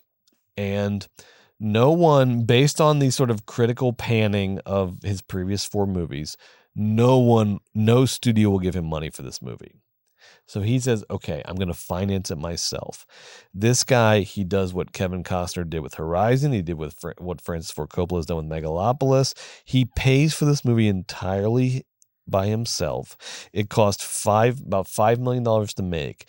He did another mortgage. He borrowed against his home. This guy literally bet his entire life on The Visit. And he finally found a home for this movie with Universal and Blumhouse. And Blumhouse, I think, is sort of a critical, they didn't really have anything creatively to do with the M. Night resurgence, but financially and just in terms of production support, they were there at a time when he needed support. They saw the vision. Yes. And so I think, Blumhouse gets credit for a lot of things. I think they should get credit for the M. Night resurgence a little bit as being part of it, as being a contributing partner to it. Totally. It's like when Monkey Paw stole or saved Monkey Man from the clutches of Netflix and saw the value there. M. Night, Brett, he shot The Visit with the $5 million independently. He flew to Hollywood. He showed it to everybody in town. Yep. Nobody wanted to buy it. Nobody wanted it. He went back. He still to this day has a list. He has one of these lists. He's one of these guys. A list of everybody who said no to him on the first round of The Visit up on the wall. And he sort of just sits there and he says that he waits for them all to not be in the business anymore. And he just crosses them off the list. That's the kind of guy we're dealing with. Mamba mentality. I love it. Anyway, he went back home. He cut The Visit as a comedy. He cut The Visit as a thriller. He cut 4 different versions of it. Different versions. Okay, the thriller, I think that's it. He showed it to Jason Blum. They figured it out. They finished the movie. They put it out, Brett. What happened? How'd it go? It brought him back from the dead. Bang. It brought him back from the dead. The Visit is an incredible, tight fun, scary horror movie. Yep, 90-minute. As we'll crowd talk about pleaser. later on, it's his purest horror movie. It's his scariest movie. And it just fully brought him back from the dead. And then after, and the thing is, like, a guy like M. Night, he's got 5 scripts he's got 5, like, when the tide turns, this guy is ready to strike. He's already got 5 scripts ready to go when the tide turns. So The Visit brought him back from the dead, and then he got back in his bag in a hurry. He did 2 sequels to Unbreakable, Split and Glass. He did and Split was a secret sequel. Yes. That's right. You don't find out till the Talk very about end. guts. Like, nobody Yes. knew it was. It made a ton of money. Split. So The Visit, Brett, made $98 million on a $5 million budget. Split made $279 million on a $9 million budget. He's back. He's back. He used the money he made on The Visit to pay for Split. He paid $9 million to make it. Then the mother effer himself makes $279 million self-financing that baby. The next year, okay, so he's back with a vengeance. Then he hits up Samuel Jackson again for the third of the trilogy. Again, Split. Just marketed as a great James McAvoy performance and an M. Night Shyamalan movie. At the end, it's a secret fucking sequel to his massive hit Unbreakable.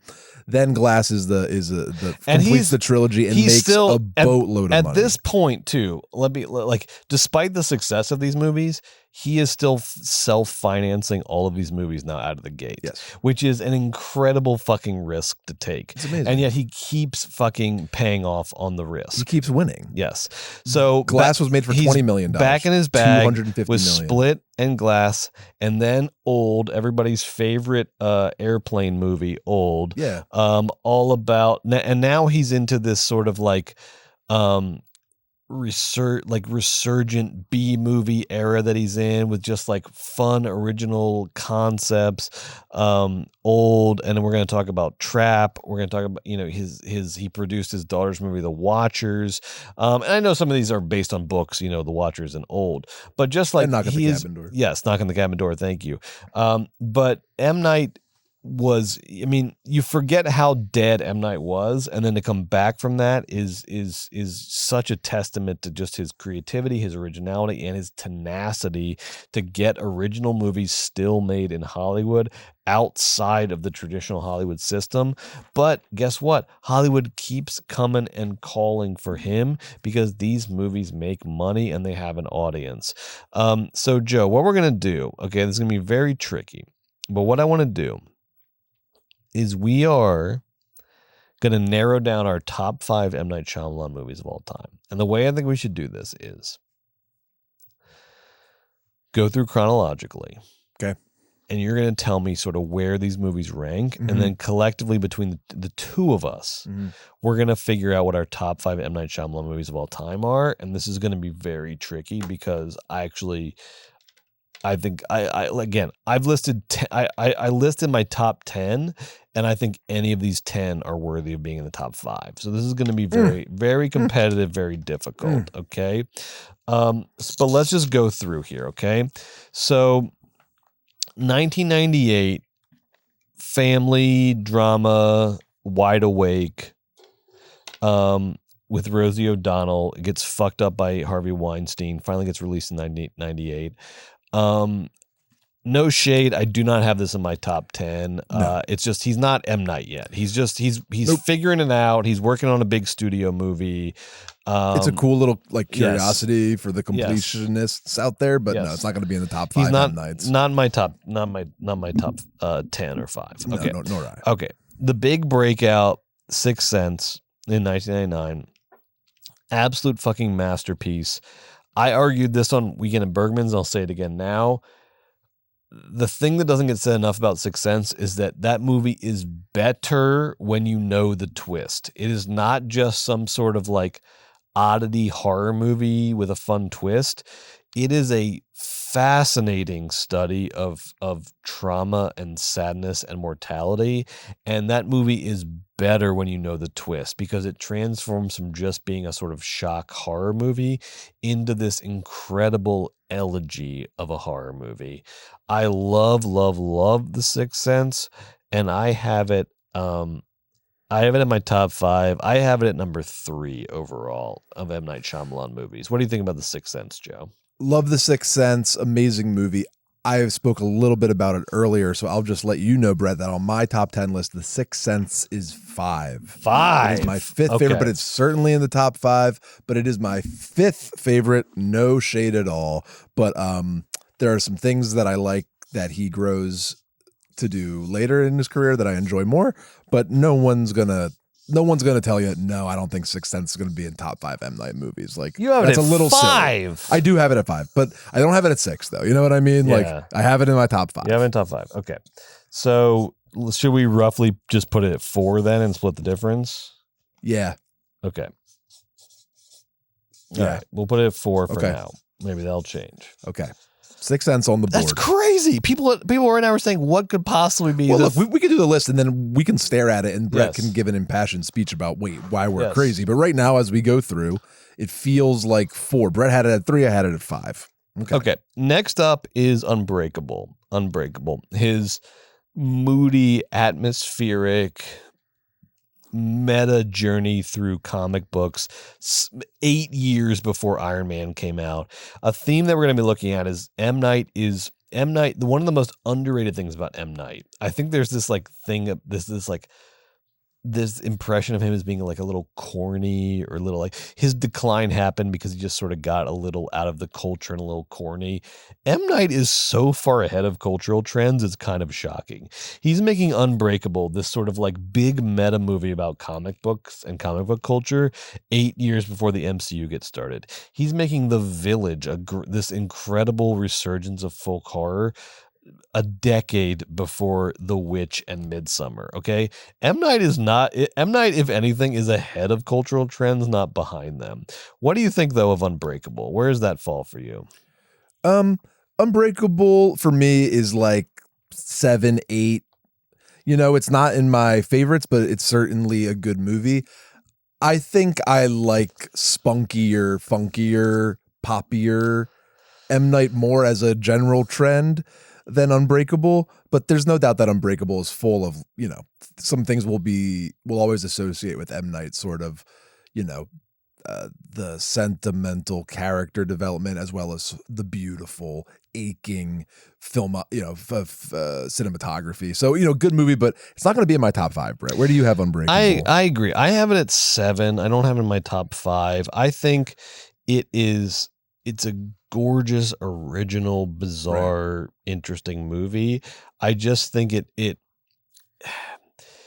feels a little. It feels like it's like a very hard reaction to Sixth Sense of not trying to be the Sixth Sense director, and I like the instinct there. But often like when you're sort of reacting against trying not to be a certain way, the movie suffers a little bit, and so I think he's sort of like kneecapping himself in unnecessary ways where it's like, dude, you're very good at tension. There's no reason for you not to have more tension in this utilizes a specific sliver of his skill set to full effect, but ignores all these other beautiful things that he can do. Yes. So that's kind of why Unbreakable is lower on my list. It's just a little, when you watch them all, I mean, like in isolation, it's a beautiful singular movie. When you do what Joe and I did, which is like watch every M. Night Shyamalan movie back to back to back for 2 weeks, it's just not as interesting as the rest. The of man makes a lot of good movies. You know, we're not saying it's a successful movie. I think he succeeds in what he's trying to do, and I think it's a good movie. If you popped it in right now, you'd enjoy it. I'm just trying to make a top 5, baby. Yep, I have it right outside the top 5. Definitely top 10, but right outside the top 5. Okay, let's talk about Signs, which, as viewers of Weekend at Bergman's will know, we are not allowed to rewatch because we picked, we said that it was not as good as Jordan Peele's Nope, which I think I stand by. I think I stand by. I think it's hard in this moment of celebrating M. Night. It's hard to remember that. I think when the thing about Bergman's, our other podcast that you can check out on our Patreon, and we'll be back very soon. You gotta kind of trust your Bergmans, because on Bergman's, I watch them back to back, and then I just shoot from the hip and tell you which one I like better. And Nope won, but Nope is an amazing film. And so Signs is an amazing film too. Signs, I have 3. My 3rd favorite M. Night movie. Signs, you have it 3. I love it. Here's some things I love about it. Yeah.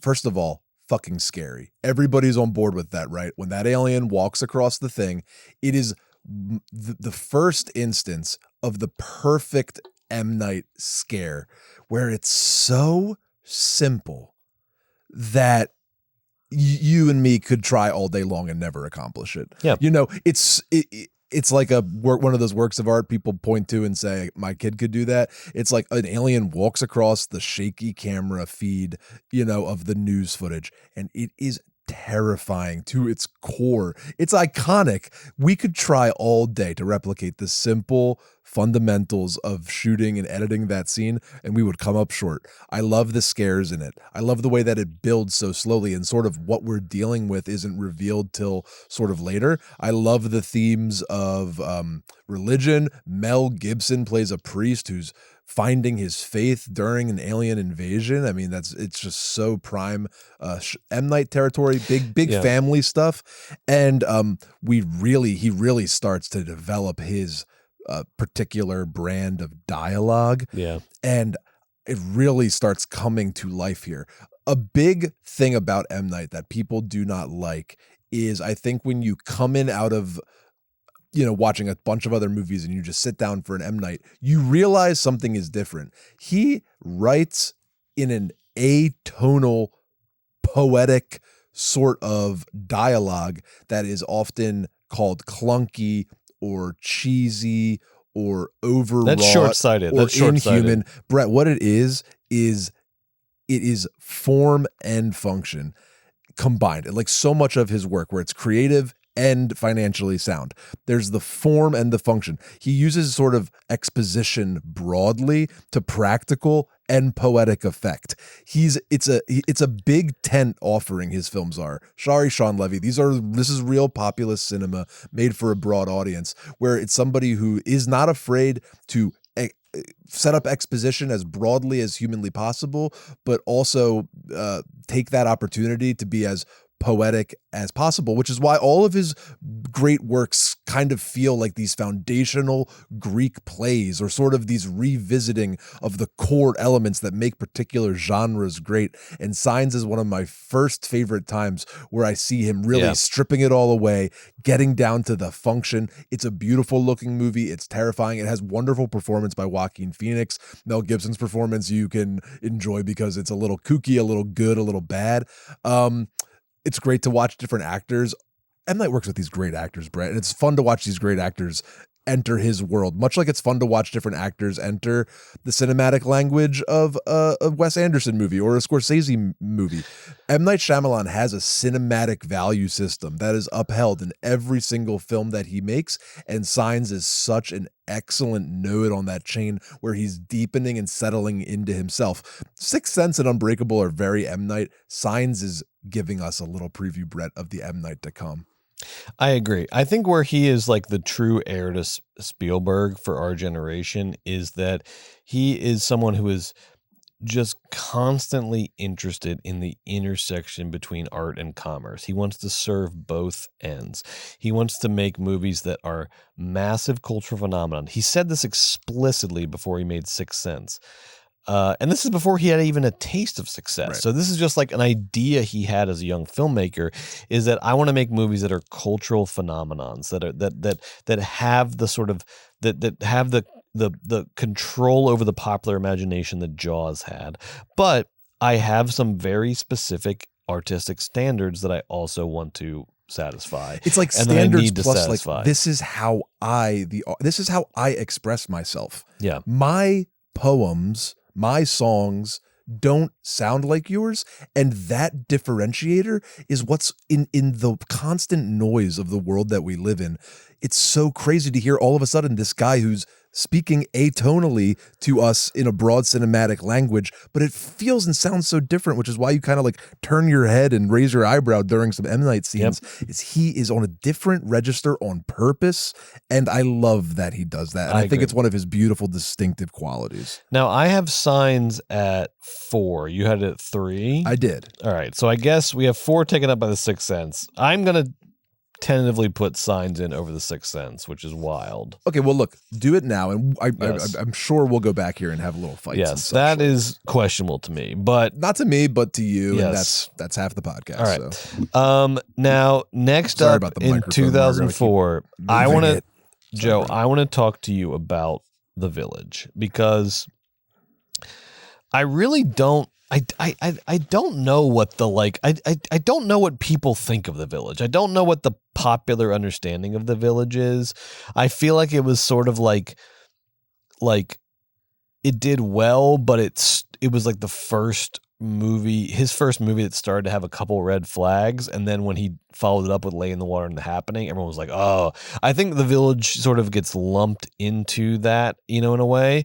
And look, we'll talk about Lay in the Water and The Happening in a second, but here's what I say. does get lumped Here's what I want to say about The Village. I watched it this week with just a complete blank slate. I had I wiped away any sort of expectations or anything about it.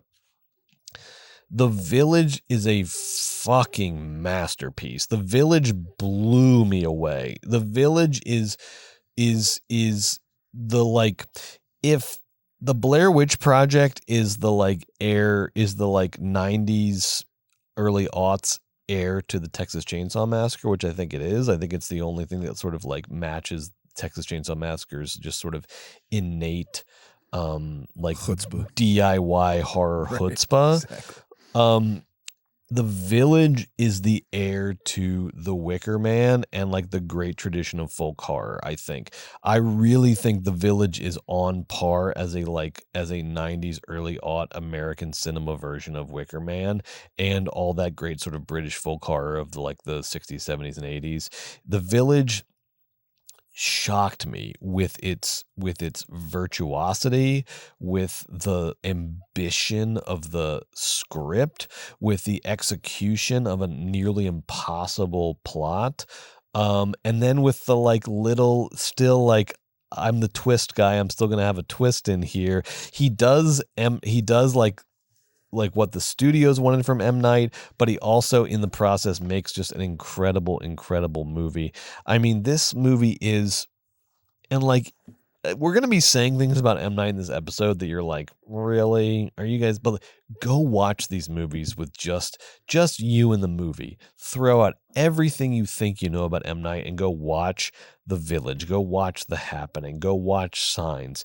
The Village is there are shots in this movie that are, there's a shot of Bryce Dallas Howard running across a field to try to find, and her character is blind, and she's going to find Joaquin Phoenix, but she knows that he is in trouble, and that he's in trouble, and everyone knows that this sort of journey across this field to find Joaquin Phoenix is doomed or is going to end in tragedy, and the way he shoots this her sort of stumbling across this field is not only on par with anything in Midsommar, any of the shots of Florence Pugh in Midsommar, it exceeds them because it has this sort of added level of this sort of heightened sort of literary storytelling to the whole thing that to me transcends anything that's in Midsommar, transcends anything that's in Robert Eggers' The Witch. We have a movie in The Village which, much like how Unbreakable is shocking in retrospect for the fact that it came 8 years before the MCU fucking got its shit together, The Village is incredible in retrospect when you watch it for it's sort of nailing an American version of folk horror 10 years before we get this sort of Robert Eggers Ari Aster era of A24 auteur folk horror. M. Night is constantly ahead of trends in ways that you just didn't know at the time. But you go back and watch these movies now, and this guy, I really hope that M. Night's filmography is something that continues to sort of improve and gain in retrospect, because I do think one of his flaws is that he was just ahead of his time. I think he was ahead of the game. I think he was doing things before they became popular, before they became sort of even indie popular. And I think if you go back and watch his movies with a clean slate and think of them in their historical context, you're going to realize what I realized this week, which was this guy was really, really, really ahead of the game and was making incredible movies that were just not fully appreciated at the time. And The Village is like the first really example of that. And I know The Village did well, and I think was critically appreciated enough. But to me, I went back and watched this, and I said, "This is a fucking masterpiece. It wasn't critically. This is a appreciated masterpiece. enough. It was pretty like handled pretty. This movie is a poorly. masterpiece. Like I had a C audience score. Like audiences and critics didn't like The Village, but They're The Village, crazy. The Village is so good. The Village is an absolute masterpiece.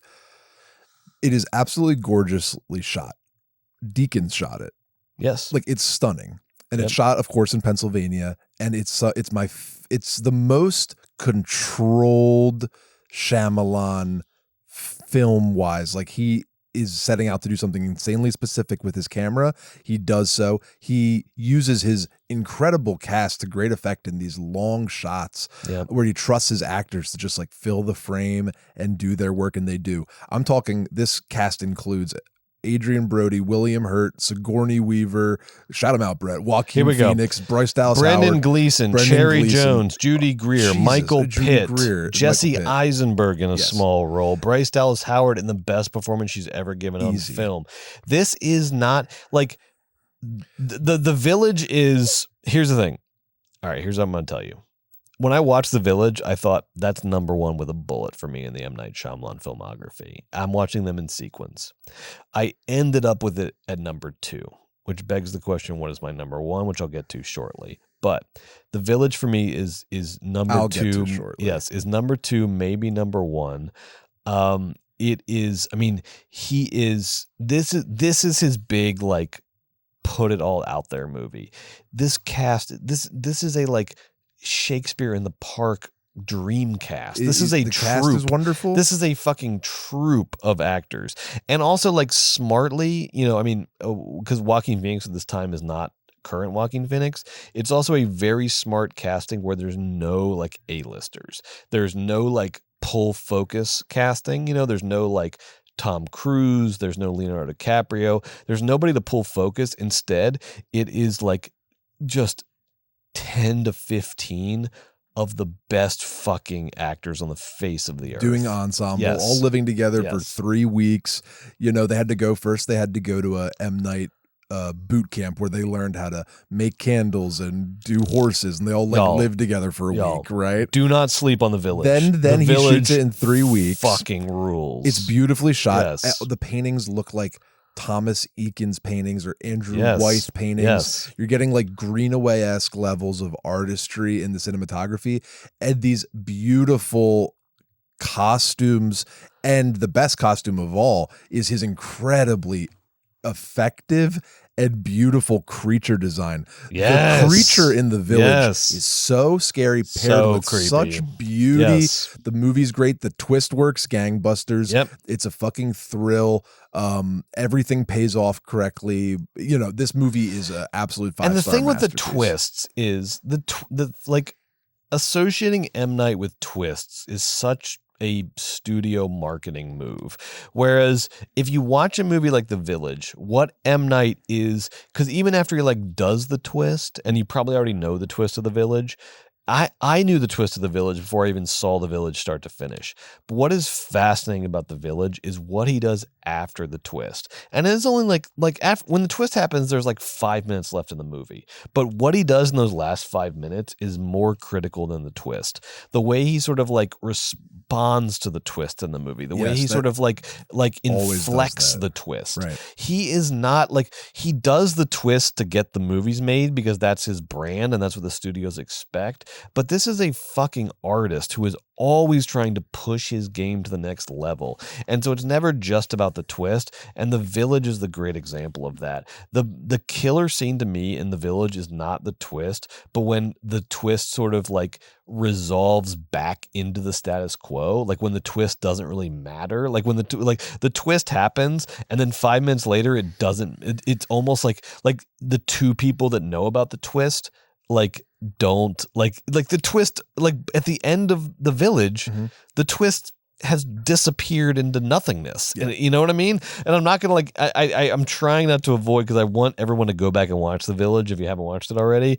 Like, this guy is interested in more than the fucking twist. The twist is what he has to do to get the movie made. But he cares about his movies and his characters. He cares about them in a way that you don't see. There is such cynicism in so many movies that come out nowadays, from Deadpool and Wolverine to whatever, to the King Kong X Godzilla, to the fucking Ghostbusters, just like, there's so much just sort of like market cynicism in these movies. M. Night, for better, for worse, for hits and for flops, is a guy that is seeing these movies through start to finish and is trying to deliver a fascinating and compelling cinematic product for you. And The Village, to me, is one of the great, not quite the best, but the second best example of that in his filmography. I have The Village at 2. Where do you have it? I have it 1 or 2. 1 or 2? Yeah, just like you. What did you actually have it, though, in your list? I actually have it 1. I have it number 1. How dare you one-upped me? Because I told you Village was 1 for me. Well, Village has always been 1 for me. And then I backtracked. Village has always been number 1 for me. I mean, I'm happy for Village at 1. There is a new movie that sincerely challenges the throne. I agree. But I've had about a decade of like defending The Village in my belt to not put it number 1. So The Village is somewhere in 1 or 2 then. Okay. Yeah. Okay. All right. So the question is because now we're getting into like the shady part of the filmography. So everybody's asking themselves, what is going to be number 1, if not Village, Unbreakable, Signs, or Sixth Sense? Look, there's still some. Look, we got the new one. We got Trap. We got Split. All right, here we go. Airbender. We have a lot of different ones to go through. All right. Who knows? Village. I thought I was going to have it at 1, but when I got through the whole filmography, it was very solidly at 2 for me. All right, let's keep going. So Lady in the Water. Yes. Where do you have that on your ranking? All right. So Lady in the Water is very interesting, but it did not crack the top 10 for me. That Lady in the Water, and none of this is any shade. I love the roller coaster of M. Night movies. Lady in the Water is the first like dud for me. It's just the first that just doesn't work. It's like, it is like, I almost just can sum it up by the fact that Paul Giamatti's character is called Cleveland Heap. Like there's just like there's just a little too much affect in Lady in the Water and not enough product, not enough like delivering on the premise, not enough sort of like delivering the cinematic thrills and chills and fun and weirdness that we expect from M. Night. There's just a little bit too much affect in Lady in the Water. Lady in the Water was a famous flop for him creatively and financially. It reteams him with Bryce Dallas Howard, and she plays a version of a mermaid that lives or finds herself in a pool in Philadelphia, and Paul Giamatti plays the custodian of that apartment complex. Or not, he's like the what do you call that? Like the guy who the building manager, right? It's what really sinks the movie for me? I think there's a couple parts of it that are good, and there's a couple pockets of it that are nice. I think it's sunk in the collective. It didn't work when it came out because he was very much supposed to be the horror twist guy at this point, and this is a very sentimental bedtime story. It's based on a bedtime story he used to tell his daughters. He's a very personal director, and his films are always coming out of like exactly what's happening in his life with his daughters at that time. This one, he is a bedtime story. It's for them, and it gives a lot of that. But what really kills this thing, Brett, what bogs it down, what ties cinder blocks to Lady in the Water's feet, is the like unnecessary, boring, and underwritten but constantly written world building of the like fucking mermaid dogs and the mermaids, and having Paul Giamatti as one of his tenants like explain like over and over again on the phone in these really convoluted ways what's going on with the scary dogs and what the history of it's just like too much. If you want to do what a lot of what it is, which is like beautiful, glistening, like you're my muse, and how the muses affect me, and what's scary, what's not. Like, there's all these like nice things in it. Do you know actually Cahiers du Cinéma, the famous French magazine, yes. which Godard and Truffaut wrote for, it had Lady in the Water 6th best movie of the year that year. I love them. I love that's those classic them. crazy They've had The Sixth Sense has been in the top 10 movies of the year. So has Lady in the Water, and so has Split. Those are the 3 movies that made Cahiers du Cinéma. I love them. Well, because top of the year. I list. mean, I think they're wrong though. This is not in my top 10 either. I think they're wrong with Lady in the Water, but I think what they did for Hitchcock and some directors, I think is what we're trying to do with M. Night, whereas like when Cahiers du Cinéma came along and was like, Hitchcock is the greatest American director of all time. There was a lot of resistance to that. It's like, you mean the fucking horror camp B movies, the Hollywood like director. So I think we're trying to do the same thing for M. Night, which is, rescue this guy from just being this sort of light joke now, and really enshrining him as one of the great, if not the great American genre directors of the last 20, 30 years, which I think is where he belongs. And the movie that I think most encapsulates this dynamic, this like need to sort of like redefine M. Night for legacy and for history, is 2008's The Happening. So tell me about because I want to hear your take, because you were ahead of me on this, on watching The Happening, on reevaluating The Happening. This is up there as one of the like great like punchline movies. That was such a critical flop. It's so silly. We see scenes from it. It gets paired with scenes from like Nicolas Cage's Wicker Man. You see in these montages of like, I think what Rolling a silly, Stone had stupid movie as like the 6th or 8th worst movie of all time, right? It's always in conversation as like one of the worst movies of all time. And the thing you have to remember is that the American, like, not just like I actually think like, whatever, John Q. Public out there in the Midwest going to a movie is actually more appreciative and like willing to like ride with movies. The people who are the most fucking status quo, fucking straight ass square normies are just like the film critics at basic ass legacy media outlets, who all said that like The Happening was just a terrible movie and a bad movie because the acting is like wooden and the plot is like has holes in this and that.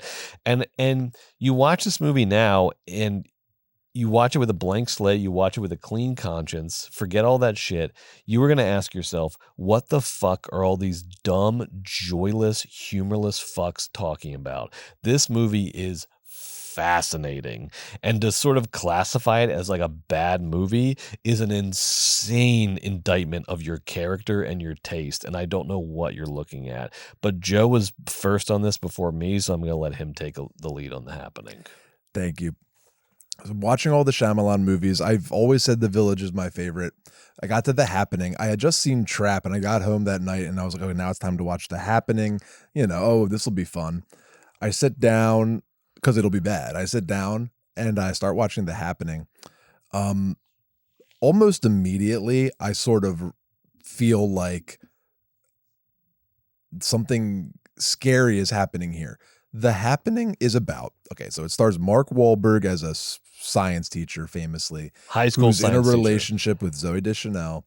And what happens is all of a sudden this sort of they don't know it's ecological at first, but some sort of event, some sort of like terrorist or eco event happens where people are starting to kill themselves or throw themselves off of buildings, and everybody starts getting scared and has to move out of the city and sort of run, because this invisible encroaching force that's going to force you to kill yourself, it's going to shut down your brain chemistry and you're going to off yourself, is coming for you and you have to run away.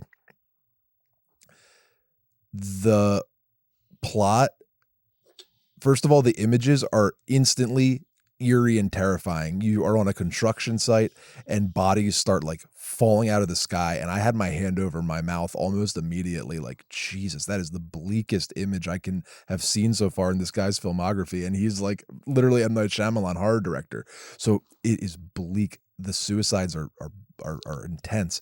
Mark Wahlberg is playing a science teacher, and what it reads isn't so much as a gross miscasting as just like a boring normal guy is now in a situation. Sort of, that's like my take on the Wahlberg. He's just like, what if a regular guy in Philly who was a regular science teacher who just like was like a little stronger than a regular science teacher looking. Everyone wants to shit on Mark Wahlberg and Zooey Deschanel. They play two normal people in an extraordinary situation. Anyway, they start having to get out people's of Philly. criticism. Yeah. People's criticism of The Happening is a classic case of thinking that you're smarter than the movie, of thinking that you have outsmarted the movie, of thinking that when you see something that sort of is ostensibly presented as like bad acting, you just take it literally as bad acting and you don't plug it into the context of the movie that you're watching, right, and into the sort of like the rhythm of the movie that you're watching. Is that you think you are better and smarter and bigger than the movie. In the case of The Happening, you're all wrong. Yes, I completely You're all agree. wrong. The Happening knows what it's doing. It understands what it's doing. Because it's not a comedy. It's not a horror comedy, but it is a very funny movie, because it also really relies on so much of the disaster movies of the past, Brett. Like, Wahlberg's so bad. It's like, not really. Like, it's a very disaster movie-esque. Yep. You know, this is Shyamalan doing The Birds. This is him doing The Fog. This is his version of those things. So anyway, they start leaving town. They encounter different people, and they try to figure out, like, how is this thing going to get them, and what's going to happen to them when they do. The people start sharing information with each other about what's going on, and what we sort of learn is that there's this incredible, all-consuming and terrifying ecological retribution being paid on sort of the people of Earth. Bears are ripping people apart. The trees are blowing poison into the air. It reminds me of Carol Churchill plays Far Away, where the whole ecology starts turning on each other and on humanity and destroying them. And that is what this movie is all about. It has this beautiful, like, eco-pessimism that is very before its time. And it also has this sort of wry smile at the lingering, post 9/11 Islamophobic, terrorist obsessed sort of populace that can't imagine a fear outside of the constructs of terrorism. So everyone thinks there's terrorists. They're slowly learning it's this like ecological disaster eating them alive. And as the movie continues, Brett, I started getting more and more amazed, because Shyamalan starts, instead of pacing this thing up and up and up and up and ratcheting it up, the movie starts to slow down. Mm-hmm. It's like longer scenes, longer takes, and you start to feel, and the sound design's incredible, and you start to feel like you're getting enclosed in all around. And then what's causing me to put my fucking hands over my eyes and over my face isn't people blowing their brains out. It's the wind blowing through the reeds. The wind through the grass. There's a shot where he shoots the wind blowing through the grass, and then the wind moves. And it's like and then he shoots a tree chasing you, but Dude, times 10. And then he shoots like a big tree, and it is so deeply terrifying and upsetting. It reminds me of those ghost holes we talked about last week in Kurosawa's Pulse, or it reminds me of, any sort of classic M. Night scare. It's but terrifying. This time he has stripped it all the way back. And what M. Night is able to do, that only he can do, is he's now taken the wind and the sound of wind and turned it into a jump scare that's terrifying and ever like encroaching. Then this movie gets them all the way out into a field, and it's just them versus the wind, and they're terrified. And then it jumps to a future where this is sort of settled down for a while, and Wahlberg and Deschanel, who have next to no chemistry purposefully, are stuck beautifully purposefully Yes. no chemistry. Zero. They're stuck in like playing house because they've been put in this incredible situation watching over the daughter of John Leguizamo who died's kid. And then what happens at the end? as they really fumble towards this sort of nuclear domesticity familiarity thing, the fucking breeze starts blowing again and people are going to start blowing their heads off. This movie shook me to my core. It was legitimately terrifying. It was incredibly impressive. You know how Midsommar is so impressive because Ari Aster kept the lights on, and it is. What's really impressive is Shyamalan keeps the lights on this entire movie, and then he like is fucking ruining me with the wind and the pacing and the editing. Jeremy Strong plays like a PTSD riddled veteran who thinks he should take leadership position at a turn point during this, and Strong kills it, and he ends up people trying to be like the sequence of like different characters trying to stand up and be the hero of the movie, and the way that their like heroism is just immediately undermined and belittled by the force of the movie is so fascinating and interesting. Joe, this needs to be, if it is not already happening, the happening needs to be our big 180, this generation's big 180 movie, where we all like admit that we didn't get it. We were wrong. It was light years ahead of its time. We still have not caught up to whatever the fuck he's doing in The Happening, but we need to start catching up to it, and we need to do a big fucking cultural 180 on The Happening and admit that this movie is a bizarre masterpiece. Easy. I had two moments in the movie that like defined my reaction to it. There was a moment early on, probably during like Mark Wahlberg's like first classroom scene, which is incredible, where Mark Wahlberg refuses to adjust to the character of a high school teacher at all, and is just giving you like dumbass Mark Wahlberg as a high school science teacher. That my first moment there was like, oh, this movie is like gloriously bad in a way that we don't get anymore, in the way that like, you know, Ed Wood is bad, or like 50s sci-fi or 80s horror movies, or like that beautiful Lost type of bad movie where it's so fun and so just sort of you can just indulge in the badness. That was my first read, you know, in those early scenes.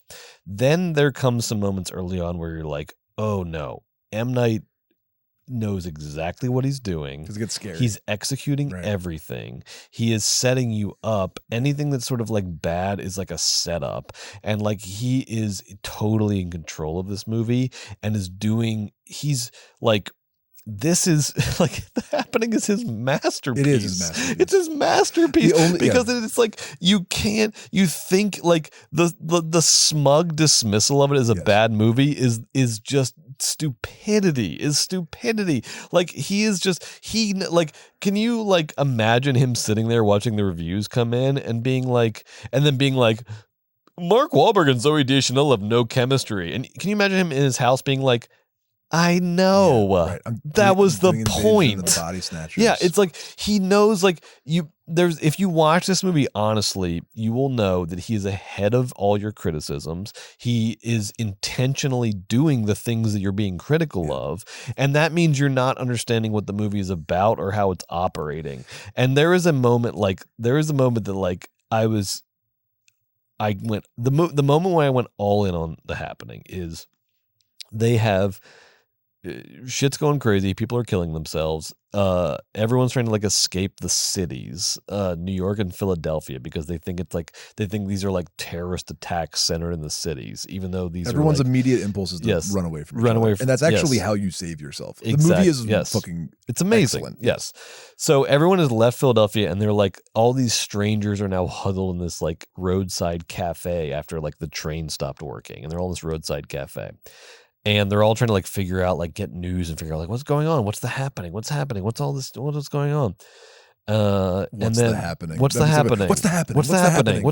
this? What's happening? Why are people killing themselves in New York and Philadelphia? And then this woman at this diner, and this is why The Happening is so great, because this is maybe the funniest scene I've ever seen in a movie / the most terrifying and interesting, is this woman is looking on her phone at something, and she goes, hey, everybody, hey, look at this. Look at what look at this link my sister just sent me. Can you look at this? And she turns her phone to like everyone that's assembled around, Mark Wahlberg, etc. And she shows on her phone, she shows this like video that someone took of a like zookeeper in the like Bronx Zoo who, under the influence of the happening, has wandered into the lion cages and then like slowly and like graphically just gets his limbs ripped off by lions. And so this woman is like anyone would be like, hey, look at this crazy video. Like, what's the craziest video anyone's ever like showed you in public? Like a car accident or something, right? Imagine if someone in a diner like showed her phone and it was a human being getting their like limbs ripped, like the muscles and tendons, like everything, like they're like getting their limbs ripped off by lions. And this woman's just like showing it around. Everyone's like, oh Jesus, yeah, that's crazy. What is going Yeah, on? what is going on? What is happening? Crazy. And then after she shows this, it's the craziest video anyone's ever shown anyone in public. She looks at it and then she looks at everyone and she was like, is this the terrorists? And I was like, got it. The happening is the best, funniest, darkest satire of post 9/11 America that is out there. It is the definitive funniest, darkest, like post 9/11 satire of America. And what it is ultimately, I think, is the things that people thought were like bad is that he is taking the dynamics, like you said, of a 1950s Cold War era paranoid filled horror movie. Body Snatchers is probably the best example. He is taking that dynamic and putting it in like a post 9/11 context, and then giving us this sort of impossibly elusive, weird enemy which is nature, in order to get everybody to run in circles for 2 hours and reveal all of their like paranoia and inadequacies and fears and everything, and to get you to reveal your fears and you to like. So it is like him taking the dynamics of like an Invasion of the Body Snatchers movie, putting it in post 9/11 America, and giving us what is the best kind of masterpiece, which is the masterpiece that is derided at its outset and then gets like reinterpreted and rediscovered. Everyone needs to go back to the happening, be honest, watch that thing start to finish, and tell me that you are not watching a fucking bizarre ass masterpiece of the 21st century. Yeah, it's gorgeous. It doesn't really give a ton of answers at the end. It brings up all these amazing sort of ecological and societal like questions in that M. Night Shyamalan diction, which is so exciting. And watching this movie, Brett, I started thinking about M. Night loves basketball. At every Sixers game, not just the ones during the playoffs that you see on TV, like whether or not it's on TV, whether it's Tuesday night against the Spurs or whether it's on TNT, or Amazon, whatever it is now. M. Night's always at the Sixers games. He loves basketball, and I do too. So when I was watching that happening, he is like running a drill. Yeah. He is like dribble, shoot, up, down, hook, left, right. Yep. Like it's just like when I watch the movie, it's like good idea, good idea, good idea. That's a good cut. That's a good shot. That's a beautiful, good line reading. Love that line. Good idea. Yep. Great color. Great pan. Great. It's just like he is so in his bag at this time. He is so in control, making the happening. This is not the bottom. It's also a fuck this you. This is the top. The happening is the Lady top. in the Water, everybody hated that. He's like, you guys want to see me do my thing again? Here's something that is so funny, but also it's not a comedy. It is scary as all hell. People didn't like it because tonally, if you're, it's tough I also to wrap don't your head blame them. It's like I don't blame them either. I don't blame them. It is the classic example of a movie that takes 10, 20 years to like appreciate. It's really showing. It's showing its brilliance. You watch it now though with a clean slate. Oh my God. One of the best horror movies of the past 25 years. So the images in it, this guy has some images in his filmography that are so low key but so stunning. I don't want to jump ahead to Trap, but I'm going to. It's in the trailer, so I'm not like spoiling anything. When he puts those giant bottles of canola oil in the hot grease and it bursts in that woman's face, the way he shoots that, just like these little images that just are so deeply upsetting, even though it's not a big jump scare or it's not some big grotesque head being blown off. And in The Happening, it's him at his most masterful, because there is no bad guy. It's just the fucking air. And it's scarier than any of these other bad guys that he created. Even the beautiful monster in The Visit. The Happening is truly. Here are some things that happen. Here's some things that happen in The best. Happening real quick, and then we'll go on. Here's some things that happen in The Happening, in case you think we're like, and look, this is why we just watched all the movies in a row. We're not doing a thing. Exactly. Yeah. This is why our commitment. This is where our commitment to honesty pays off. Is that what we're telling you about The Happening is not. We are not trying to like. There's no agenda. We're not trying to rescue The Happening. We are telling you honestly what happens when you watch The Happening in 2024, which is you acknowledge that you are watching a bizarre ass singular masterpiece. And here are some things that happen in The Happening. Mark Wahlberg starts out like impossibly artificial in his performance, and then somehow gets like more and more artificial as the movie goes on, because what you are watching is someone who is not like designed to be the hero of the movie, someone who is like artificially occupying the role of hero in the movie, but is so not prepared to be the hero of the movie. There's a scene that I've seen get like, reposted on YouTube is like one of the worst scenes in movie history. Look how dumb Mark Wahlberg acts in this scene. There's a scene where like a bunch of people over the hill have just been like caught up in the wind that carries with it like the suicide poison or whatever the fuck. And they are all like, you hear over the hill gunshots, and what's happening is all of these people are just killing each other. And then Mark Wahlberg and his little crew that have broken off are trying to figure out what to do. And Mark Wahlberg just keeps desperately begging them, just give me one more minute. Let me think about this. Just give me one more minute. Just give me a second. Just give me a second. Just give me a second. Just give me a second to think about this. And they're all standing there going, we have to do something. We have to do something. We have to do something.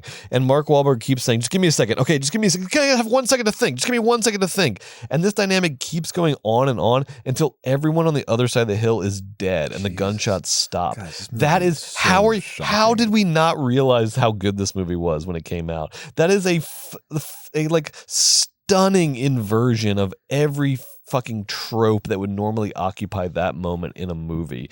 It is stunning, stunningly bizarre, stunningly interesting, stunningly surreal.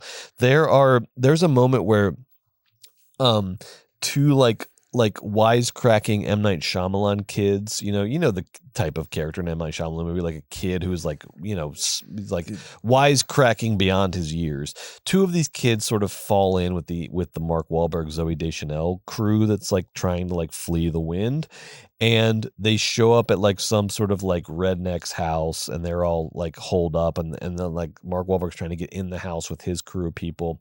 And then these rednecks end up like killing the kids like with guns out the window, right? And then there was a shot where Mark Wahlberg is bending down and he's holding the body of one of these kids in his arms, and you can see from the shot that this kid has no like head, like he got shot with a shotgun in the head, like his like it's out of focus, so it's not like super gory, but you can just see out of focus. This guy's not just dead. He is X. He's beyond. He's so dead. Like this guy has no head. He's so dead. And Mark Wahlberg's holding his body, and he goes, "We're gonna get out of this nightmare." And I was like, this is the best post 9/11 American satire that is on record. This is that like we owe it. We owe it to the culture. We owe it to movies. We owe it to M. Night to do a big fucking 180 reevaluation of The Happening, because there are so many moments in this movie. Remember when they like cut to the nightly news, like the whatever the CNN of this world is, and there's one scene where the reporter is just sort of lightly insinuating that the CIA did everything. Yes, yeah. some people are saying that the government was in on it and that the CIA actually released the toxin. It's like, And it's just it's just like a light. It's the most. but it makes you think like, oh, I guess the deep state got happening. Like, oh, I guess the media stopped listening to the top guys. And this movie came It's out simultaneously funny. This and movie scary. came out in 2008, and that scene is the funniest satire of just like irresponsible like conjectures like clickbait journalism. It's so like a person on CNN is like, some are conjecturing that the CIA might be behind all of your deaths. This movie is, and here's the thing, Joe. I don't like. I want to go rewatch The Happening tonight. Me too. Like I don't like it was just a first. It was my favorite. First it was taste of electric. like, oh my God, there's so much here. When I there's watched it, so much in this movie. it was electric. Yeah. I was on the edge of my seat. My hands for real over my eyes and my mouth because it was so shocking. It's his Spielberg War of the Worlds. It's his Civil War. It's actually a good post-COVID watch too because there's lots of like COVID coded shit in there. Anyway, the lesson of The Happening is when a human being makes The Sixth Sense and Unbreakable and Signs and The Village, that person is not incapable of making a bad movie, but don't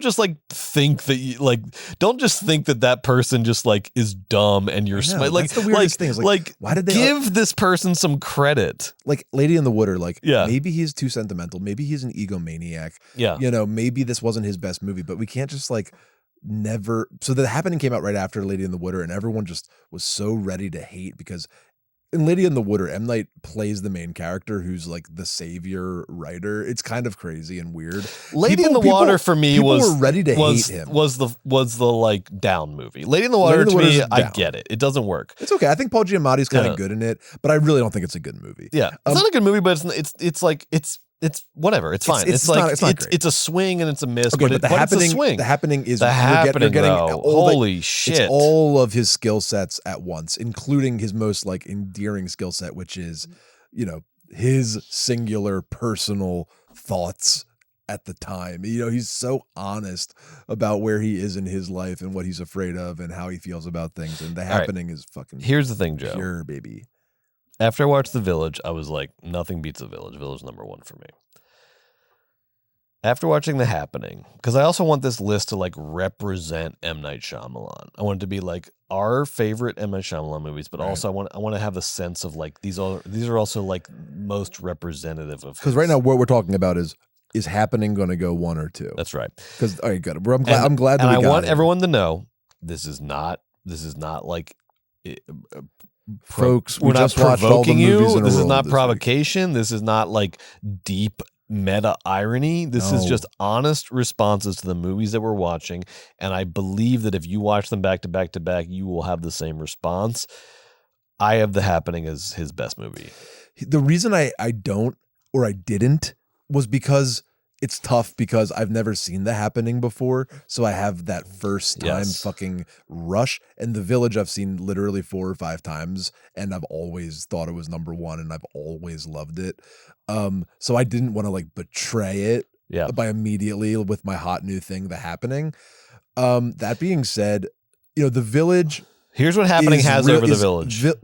Go ahead. Go ahead. The Happening has the freedom. The Happening has the jazz. Yes. The Happening has the full heart. And The Village is the meticulous watch of a perfect craftsmanship. Yeah. You know? The Village is almost his like Merchant Ivory movie. The so Village is like beautiful and perfect. Exquisite. Like and I like I really don't get the reputation that M. Night has now because The Village is there are sequences that are totally, without any exaggeration, on par with A24 horror.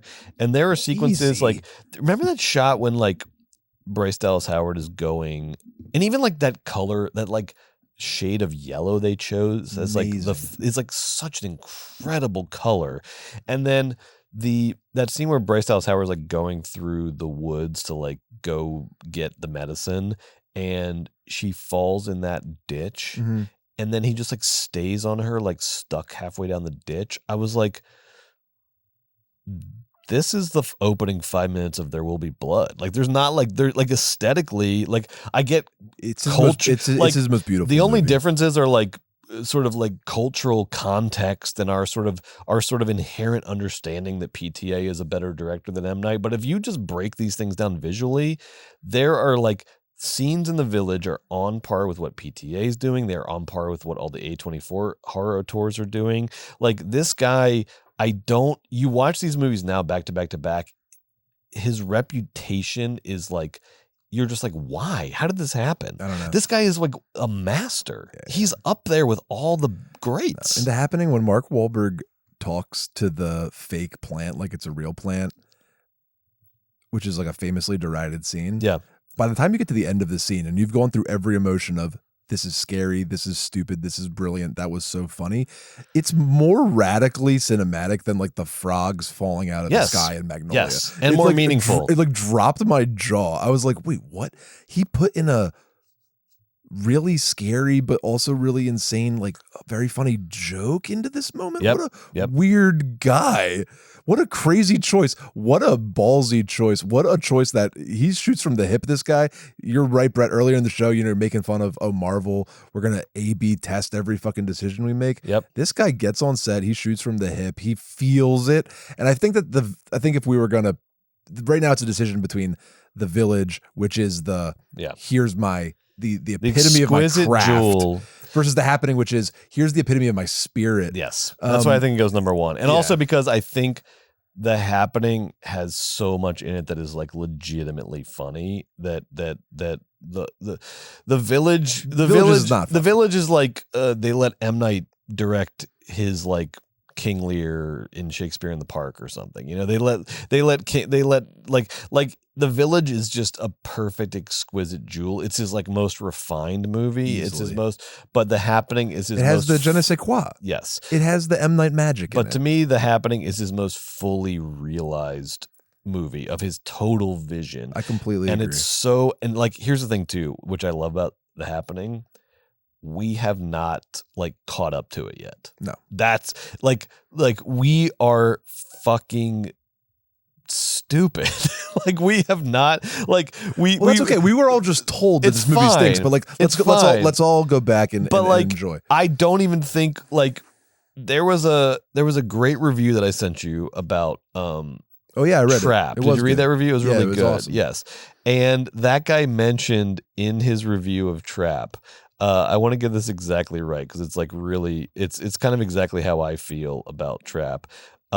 Which is and this was in on the website thefilmstage.com by Nick Newman. God bless you, Nick Newman. He read a really impassioned defense of Trap, and then he has this line where he says, "The Happening, a film that I understand less than any in the medium's history." And I think that is kind of sums it up, is that as much as I am now, like, I am totally on board The Happening. I think it's Shyamalan's masterpiece. It is. I also truly don't think we are there yet. Like, The Happening still feels like 5 to 10 years ahead of where we're at in terms of movies. Like, this thing combines sincerity and kitsch in these sort of seamless ways that you're not prepared for. It combines B-moviness with like horror auteurness in a way that you're not combined. It combines, like, it is a movie that is combining like high and low aesthetics in a way that is like so far ahead of its time that like in our just sort of status quo stupidity, we all said, "Oh, bad movie." No, 10 to 15 years ahead of its time, great movie. It ends sort of the first arc of his career, because after The Happening, he's going to go make those two studio films. He has to. He has no choice. And this is the end of the end of the first giant phase of his career before he goes to director jail. He directs the studios, and then he goes into the self-financing his own IP. But The Happening is like, it has the scale and scope, even though he only made it for $48 million. Crazy. The scale and scope of his previous offering with the B movie romance that we're going to end up loving in his later stuff. Yes. I just think that's why it's the synthesis of everything we love about him, and why it's a great number one is it's the best of the beginning and it's the best of where we are now. That's it. And it's going to only get better with time. It's the calm. Yeah.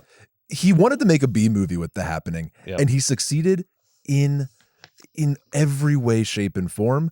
A B movie, of course, I think the magic to a B movie is just like it's expertly crafted genre stories that are made with love. Yep. It's genre stories of limited means that are made with love and intention.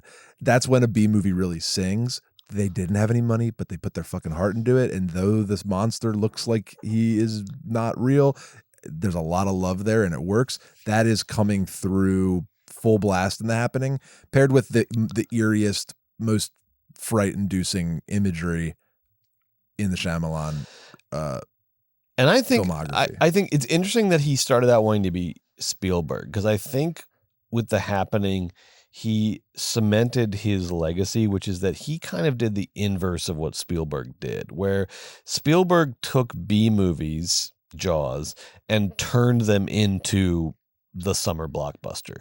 He took B movies and made them into what we understand as Hollywood blockbuster movies.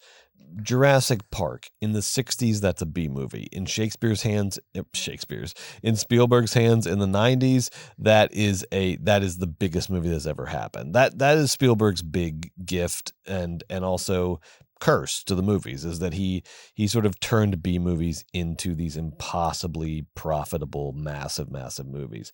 I think Shyamalan, for all the money that he's made with his movies, I think his contribution is a little different in that he is restoring B moviness to Hollywood blockbusters. That he is bringing back that sort of like confusing, like low kitsch of B movies. He's putting that back into the body of Hollywood blockbusters as a way of making them sort of weird and personal again, as a way of finding unexpected charms in them, that he is like restoring, because like thinking of B moviness as like lesser than was always wrong.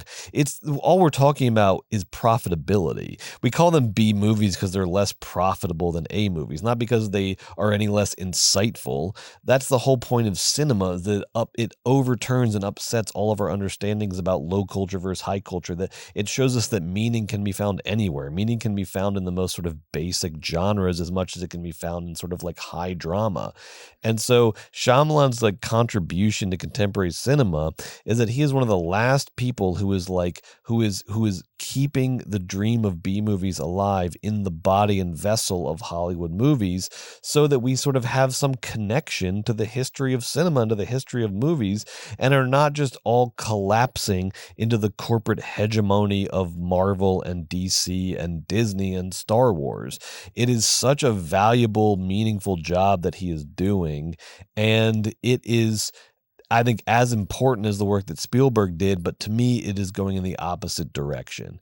It is saying, like, the Spielberg trajectory gave us Marvel. I'm going to sort of go in the opposite direction and bring the Hollywood blockbuster back to its roots in B movies in order to restore some uniqueness and some weirdness and some singularness to these movies. Yep.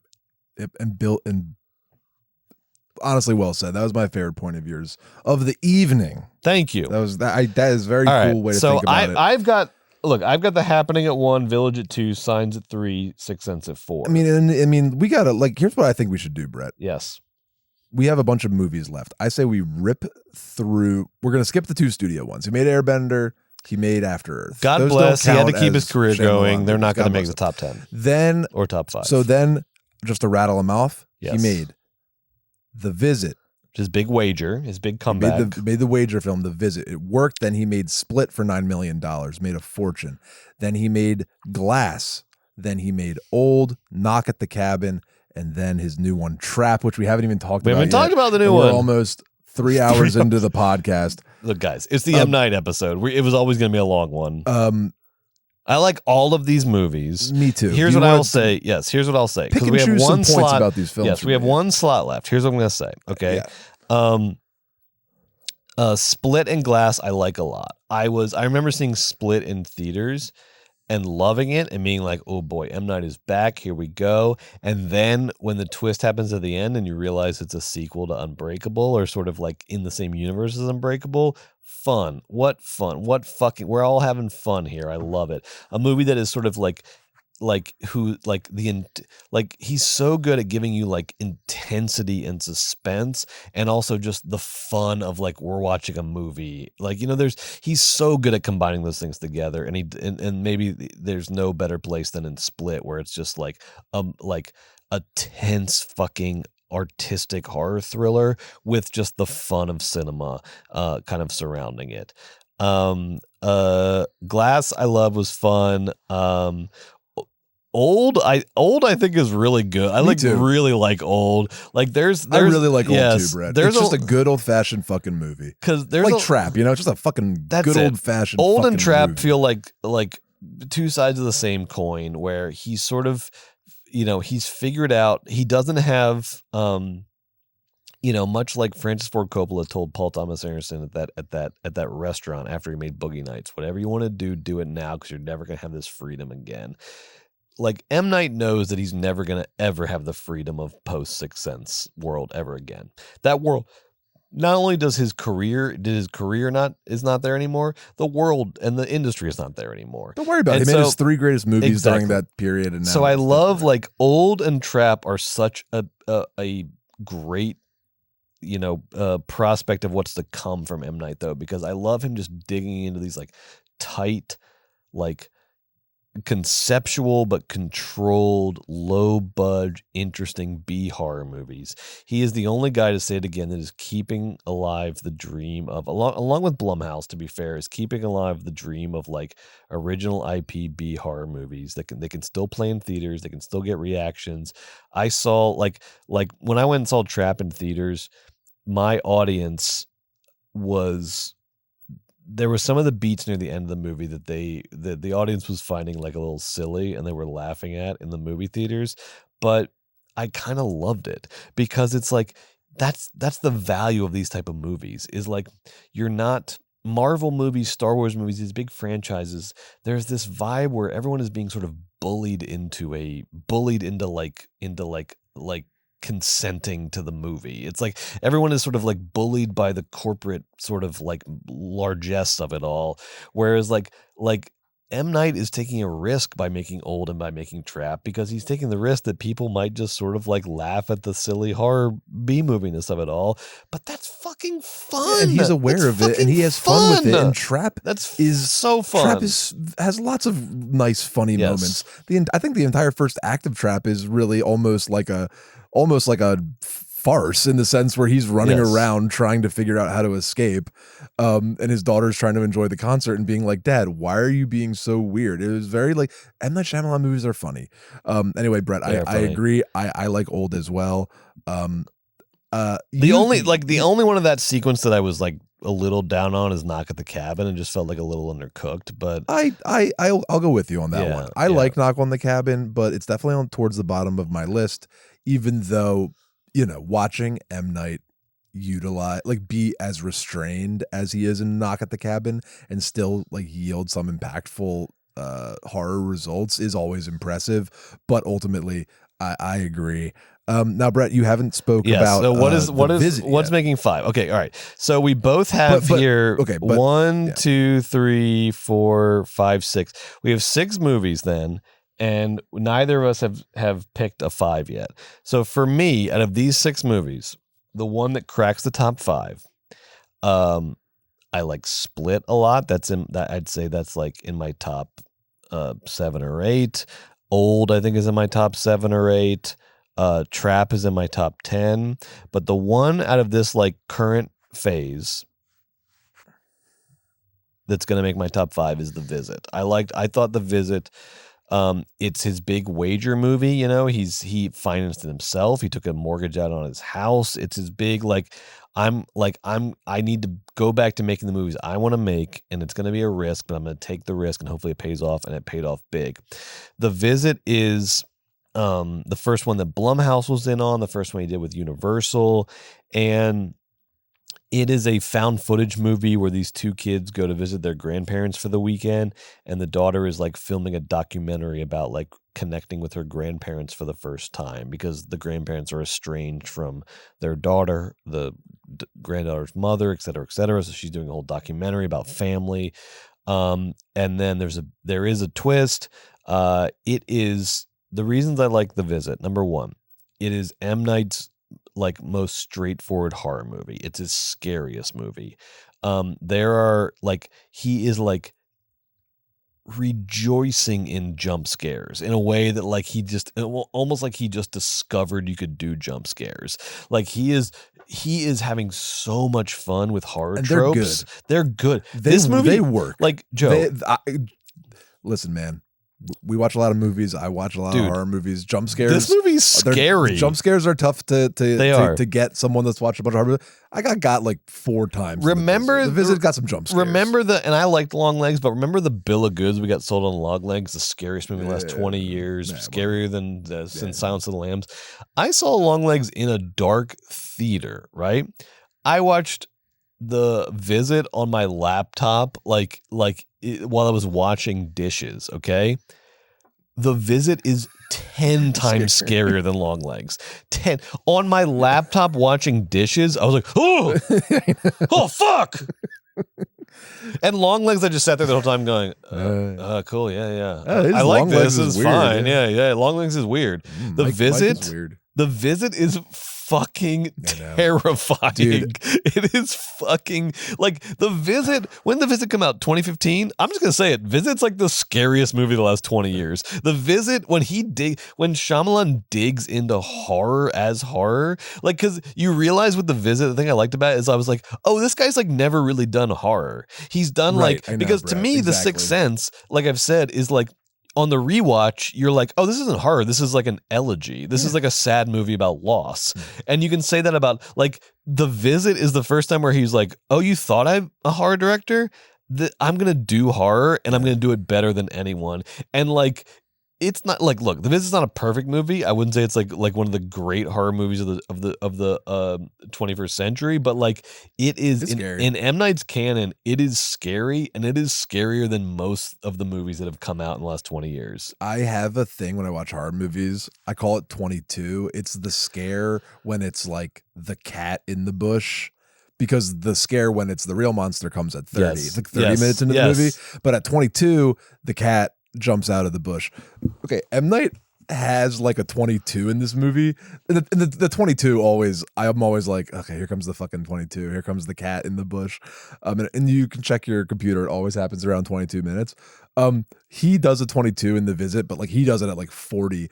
But it's like the girl like comes out of the closet and goes boo to her little brother. Yes. And me at home, like scary. I'm like, bah! Like it like scared the shit out of me. Anyway, The Visit is scary. The best part of The Visit too, real quick, sorry, is that like he's having The Visit honestly could be a little bit higher for me if I'm not, because like the thing is, when you think about it as like he is like if The Visit doesn't work, he's not just like done with making movies. He like has to move. He like can't pay for his like kid's school. Right, like he is like he was like he risked it all, and the fact that he risked it all and then made his what is easily his most like aggressive movie in terms of like the scares are so aggressive, the gross out stuff is so aggressive, so weird. Guys, I don't want to give too much away, but like there's a scene where like a grandfather man like an elderly man like takes off his diaper, which he's just shit in, and then like shoves it in the face of like who you thought was his like grandson. I don't even know what I'm like, listen to what I'm saying, okay? The Visit is fucking wild. The Visit, like, and like there, and like the thing that's so great about the jump scares, he doesn't just like. So there's an old woman in The Visit, an elderly woman who is like the scariest character in a horror movie in the last 20 years. And she's always like creeping around and like walking around on all fours and doing all sorts of creepy shit. But when he does a jump scare with her, it is like scary and joyful at the same time. Because you know how in like a normal horror movie, the jump scare will be like, oh, and it's like a scary thing. Right. In The Visit, the jump scare is this with the old woman. Huh. Like he does a jump scare and then he exults in the jump scare. He does like a touchdown dance. Yes, and it's so terrifying. It's so amazing. Yeah. So you'll get like a jump scare, and then the character who has done the jump scare will literally do like a touchdown dance in front of you, and because of how much they just scared you. And so you go from being scared to being like, cool, like yeah, let's roll. It's like it's amazing. The Visit is good. I think the Visit's is a great. grower. The Visit might be up there with The Happening in terms of like it's gonna grow and grow and grow. Sure, it's good. The Happening is like on its own plane. The Happening is like a masterpiece of the highest order. Visit rules though. The Visit is a really, really, really good movie. And I'm happy to see it on this list for some of the reasons for me you laid out. That's my 5. Just so you know, I like 2 of his movies more than The Visit.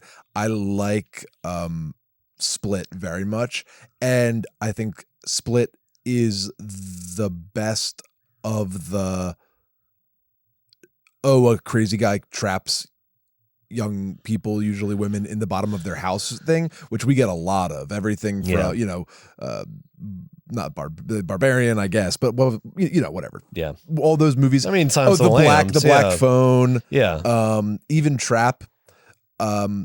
But I do think that it's my 5th favorite, or actually it's my 4th favorite Shyamalan movie. Split is because it rides on the power of James McAvoy's performance. Yeah, so we've spoke a lot about all the things that M. Night brings to these movies. He has a lot of collaborations with many of the great actors and actresses of our time. But I think my favorite performance in his whole oeuvre is James McAvoy's completely and totally batshit bought in 150% theater kid performance in Split, when he does all the different characters and personalities. You needed to find an actor with that much buy-in, and so that the director could have that much trust to do their crazy thing. And in Split, when it turns out that actually he's not just schizophrenic, but he has like magical powers, or at least one of his schizophrenic characters does, and James McAvoy's running on all fours as the Beast through like the lightning striking field.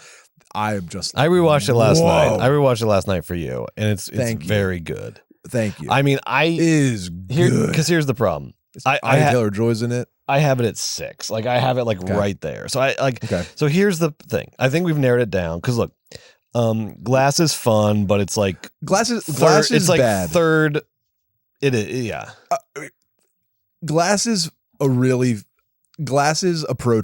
fun bad movie. Yes. Like it's a fun movie that's good to watch for a couple different reasons, and a lot of those reasons is like it doesn't work 150%. Glass is what people. Glass is what people were saying about The Happening. It's like so bad it's good. It's fun to watch. Happening, he knows what he's doing. You're just behind it. Glass is like fair enough. It's like it kind of is like not. It's like fun. Good parts, bad parts. Yes. There's things that we admire about it. Of course. Old I like a lot, but it's just like it's not gonna. No. Old to me is like sort of on par with Trap, and they're both sort of like in the 8, 9, 10 ranking. They're in the 8, 9. They're not in top 5. It's like I already read, and then there were none. Yeah, and I read The Murder on the Orient Express, but like luckily the 9th Agatha Christie book is like that with different names for the characters. Like it's still going to be the same feeling. So we still have to actually review Trap, which we'll do at the very end. Well, all right. Well, so here's the thing. So it's down to Split or The Visit, I think. And here is what the dilemma is. If we don't put in Split, it means we have no representation for like M. Night's only recurring franchise, like recurring universe, which is Unbreakable, Split, Glass. It's his only like continued universe throughout. Everything else is just a standalone movie. So if we don't put in Split, we have no representation for his only like extended universe movies. If we don't put in The Visit, I don't think we're acknowledging how important that moment was in his filmography. Coming out of the Last Airbender and After Earth, he's at the lowest possible point in his career. And this guy could have just said, fine, I did it, I had fun, now I'm just a gun for hire, and we'll sell the big house, we'll get a smaller house, and we'll still be fine. Instead, he said, I'm going to take a bet on myself. And the bet that he made on himself was his like nastiest, filthiest, scariest movie ever. And then that's what bought him this latest run is The Visit. You don't get Split without The Visit. You don't get Old without The Visit. You don't get Trapped without The Visit. Without The Visit, he's doing the fucking Transformers prequel that's coming out in 2 months that no one's going to go see. Transformers 1. So without The Visit, you don't get any of that. And I think The Visit is like legitimately the best of this like post happening Shyamalan. I watched The Visit today. Okay. It really surprised me about how good it was. The part where the grandma is chasing them under the house. Yes, that's a little masterclass, baby. That is that when he just takes that camera under that house and he does 3 scares in a single tracking shot in the crawl space. And it is beautiful looking. And it using is Long Legs as an masterclass. example, how many times a year as a horror movie fan do you get told you are about to see the scariest movie you've ever seen? Every single time. And then it's fucking Long Legs. And you're like... The Visit is scary, which is very, very nice. The Visit is legit scary. The dings against it, of course, that I'm going to have to say is it stars 2 children, so that's obviously not good. Yes. Although I think these children are fine. Even the kid that has to rap like sells it because he owns it, much like James McAvoy and Split. Did you watch the final rap? I did. I watched the whole final rap. Yes, right? Yeah. Kind of crazy.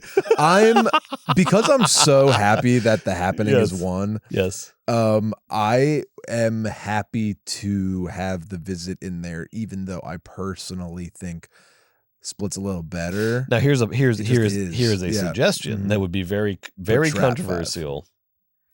Because I love Trap. But it's not ready for 5. Trap is great. It's not top 5. It's not ready for 5 yet. Top 5 yet. Here's what I have think. It at 6. Yeah.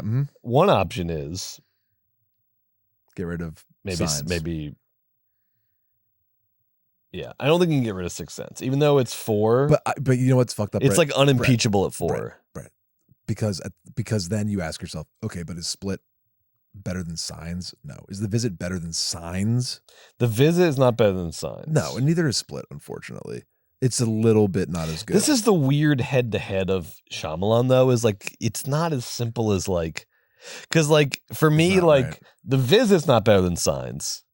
Like, here's the weird thing about Shyamalan. I think The Visit is better than Split. Okay. But not better than Signs. But I think maybe Split is better than Signs. Like, this is the weird, like, Shyamalan does this to you. That's why he's so good. He twists you around. Yeah. You've made an impassioned case for The Visit. You brought The Visit to me. You changed my opinion on The Visit. I understand what's so great about it now. And I really do. The Yahtzee scene at the end. The Yahtzee scene is incredible. When she turns to the camera and screams Yahtzee with like crumbs out of her mouth is the funniest, scariest thing I've ever seen. Yeah, The Visit's great. And I did end up upon rewatch loving how he handled found footage, which was this little girl is really good at cinematography. Yes. No, he does such it actually a good job. Works really well. He does such a good job of like maintaining the illusion of found footage that this is like a camera that is like half of the scenes you only see them because the camera just accidentally got left on and is like sitting on a counter. He does such incredible things with found footage. He does like honestly more than any other found footage movie. He figures out a way to still direct the movie and maintain the illusion that it's all found footage. I agree. Right? I'm happy with it at 5. Okay. All right. I'm happy with it at 5. This is crazy that none of the Unbreakable trilogy is in here. No, it's not. Like Glass was never going to make it. Unbreakable is an excellent movie that's not necessarily for us, Brett. Yes. And you killed Split in the crib. You took Split out back and I like Split. I like Split a lot, but it's just not gonna. Brett, you don't like Split. Don't even fucking talk to Split anymore. Split's dead. No, I do. Split's 6 Split's for mad me. at you, dude. Split's 6. No, dude, Split's mad at you, dude. There's too many good movies. Split's mad at you, man. He made too many good movies. Brett, before we end the episode. Yes. All right, let's go through the top 5 M. Night Shyamalan movies of all time. Okay, let's do it. All right. Thank you, Margo. We'll do Trap on Thank you for Basement hanging in there Takes. for this 3-hour episode. We'll review Trap, the main movie we watched this week on All right, I guess we're not. Are we gonna do Basement Takes? We just did a 3-hour episode. Okay, we're not doing tomorrow. Yeah. All right. All right. Top 5 M. Night Shyamalan movies as decided by Movies Baby 5 Wise. Number 5, The Visit. Number 4, The Sixth Sense. Number 3, Signs. Hold on. I know what you want to do. Sixth Sense has to be over Signs. Fine. Yeah. Okay. Fine. All right. I don't know how that happened. Because I disagree, but Okay. also I know you're right. Right? Like, Come on. just because I disagree doesn't mean you're wrong. No, that's just like okay. All right. That's just for folks, like no. credibility. Okay. Sorry. Okay.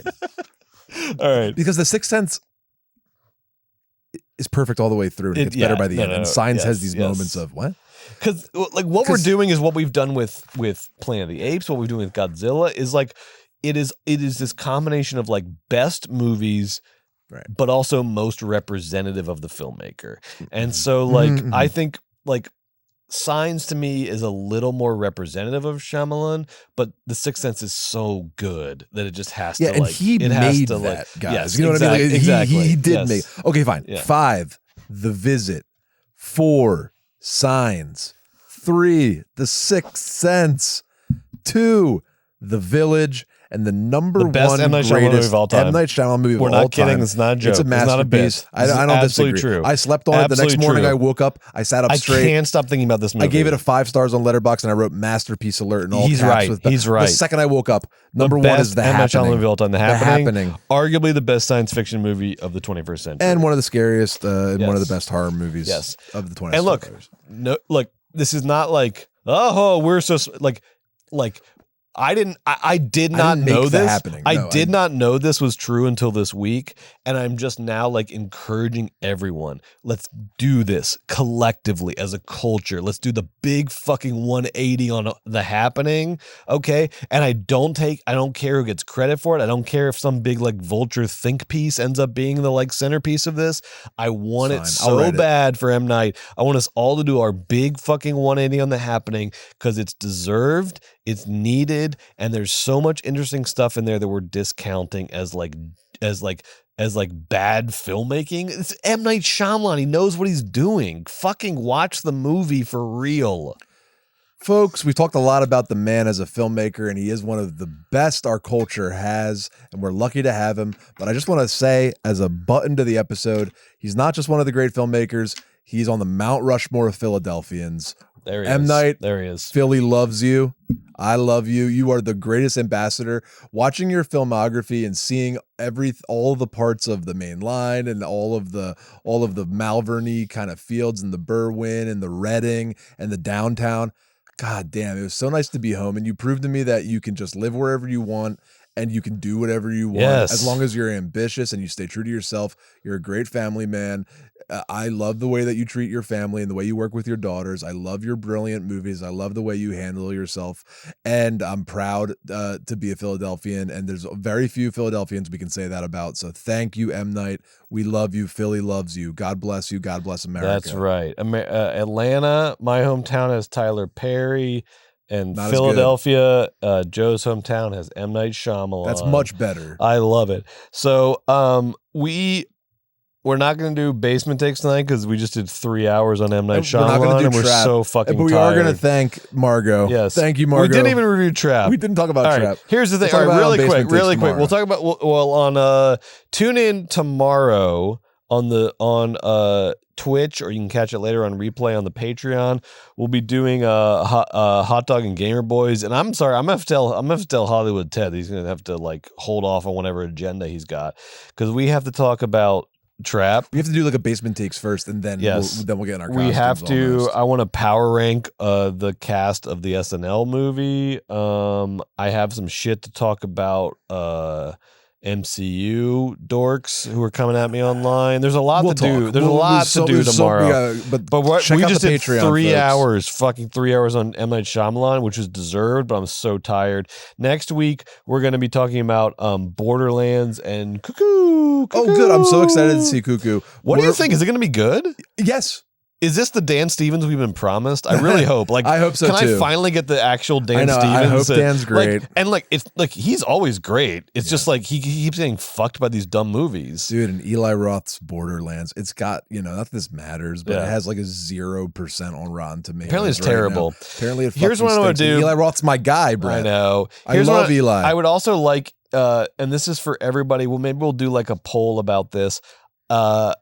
As part of Borderlands, I would love next week to talk about like your favorite video game adaptations. Maybe we'll do like a top 5 video game adaptations. Because bring some Rex. Yes, I'll bring some Rex. Shout out yours on Patreon. We'll do like a poll or something.